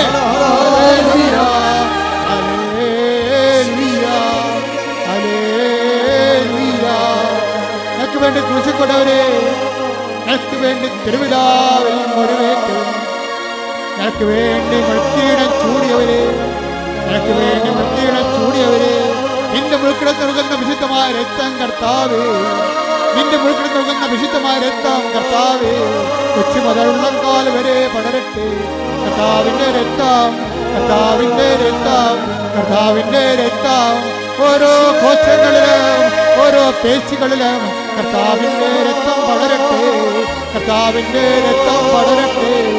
യേശുവിന്റെ ഉന്നതമായ നാമത്തിൽ, ക്രൂശിക്കപ്പെട്ടവന്റെ നാമത്തിൽ, കുരിശേറ്റവന്റെ നാമത്തിൽ, തിരുവിലാവിൽ മുറിവേറ്റവന്റെ നാമത്തിൽ, അടിപ്പിടറേറ്റവന്റെ നാമത്തിൽ യേശുവിന്റെ ശക്തി, യേശുവിന്റെ ശക്തി, യേശുവിന്റെ ശക്തി ഉച്ചമുതൽ ഉള്ളംകാൽ വരെ എല്ലാ കോശങ്ങളിലും എല്ലാ പേശികളിലും ആന്തരിക അവയവങ്ങളിലും യേശുവിന്റെ നാമത്തിൽ, യേശുവിന്റെ നാമത്തിൽ അപ്പാ സ്വർഗീയപ്പാ, അപ്പാ സ്വർഗീയപ്പാ, അങ്ങേ പുത്രനായ യേശു ക്രിസ്തുവിന്റെ നാമത്തിൽ കൈകൾ നീട്ടുന്നു.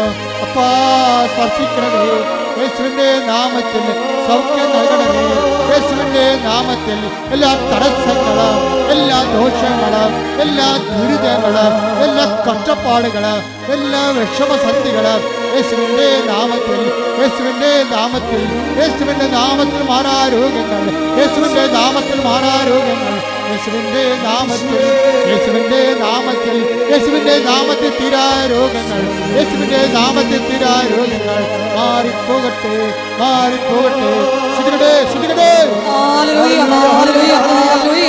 മഹത്വം, മഹത്വം. ആരാധന, ആരാധന.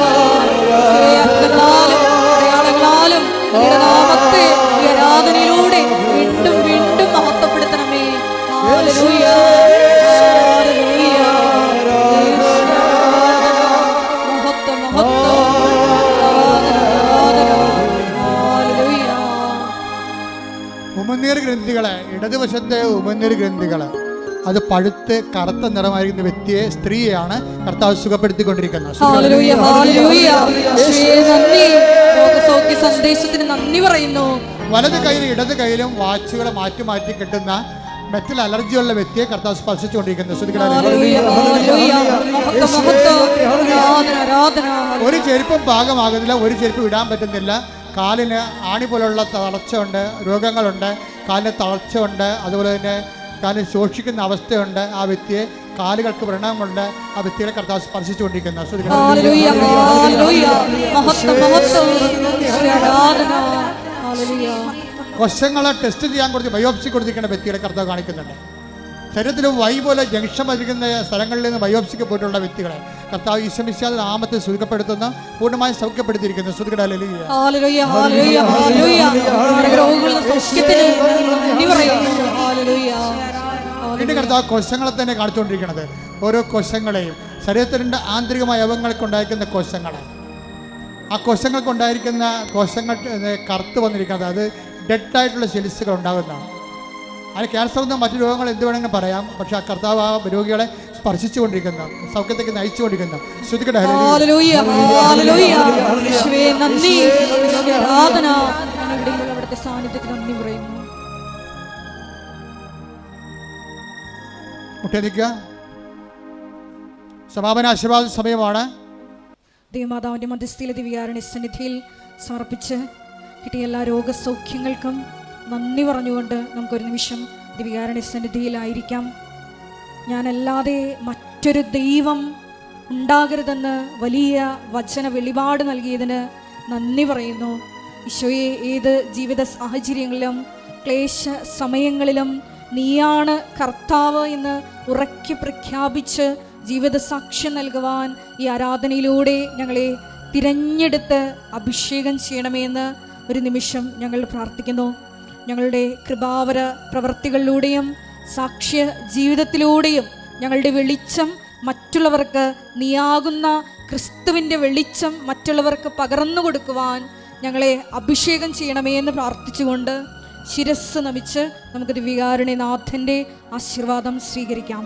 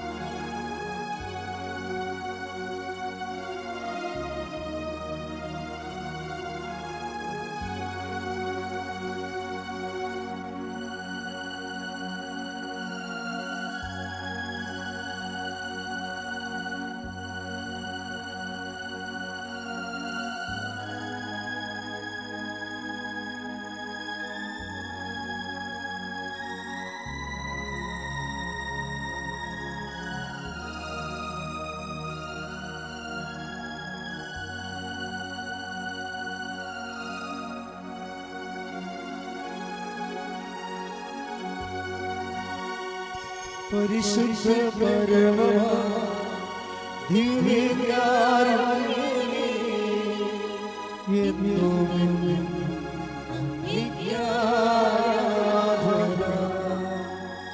പരിശുദ്ധ പരമമാ ദിവ്യകാരുണ്യമേ,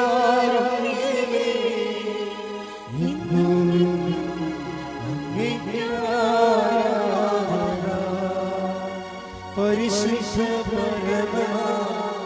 ദിവ്യ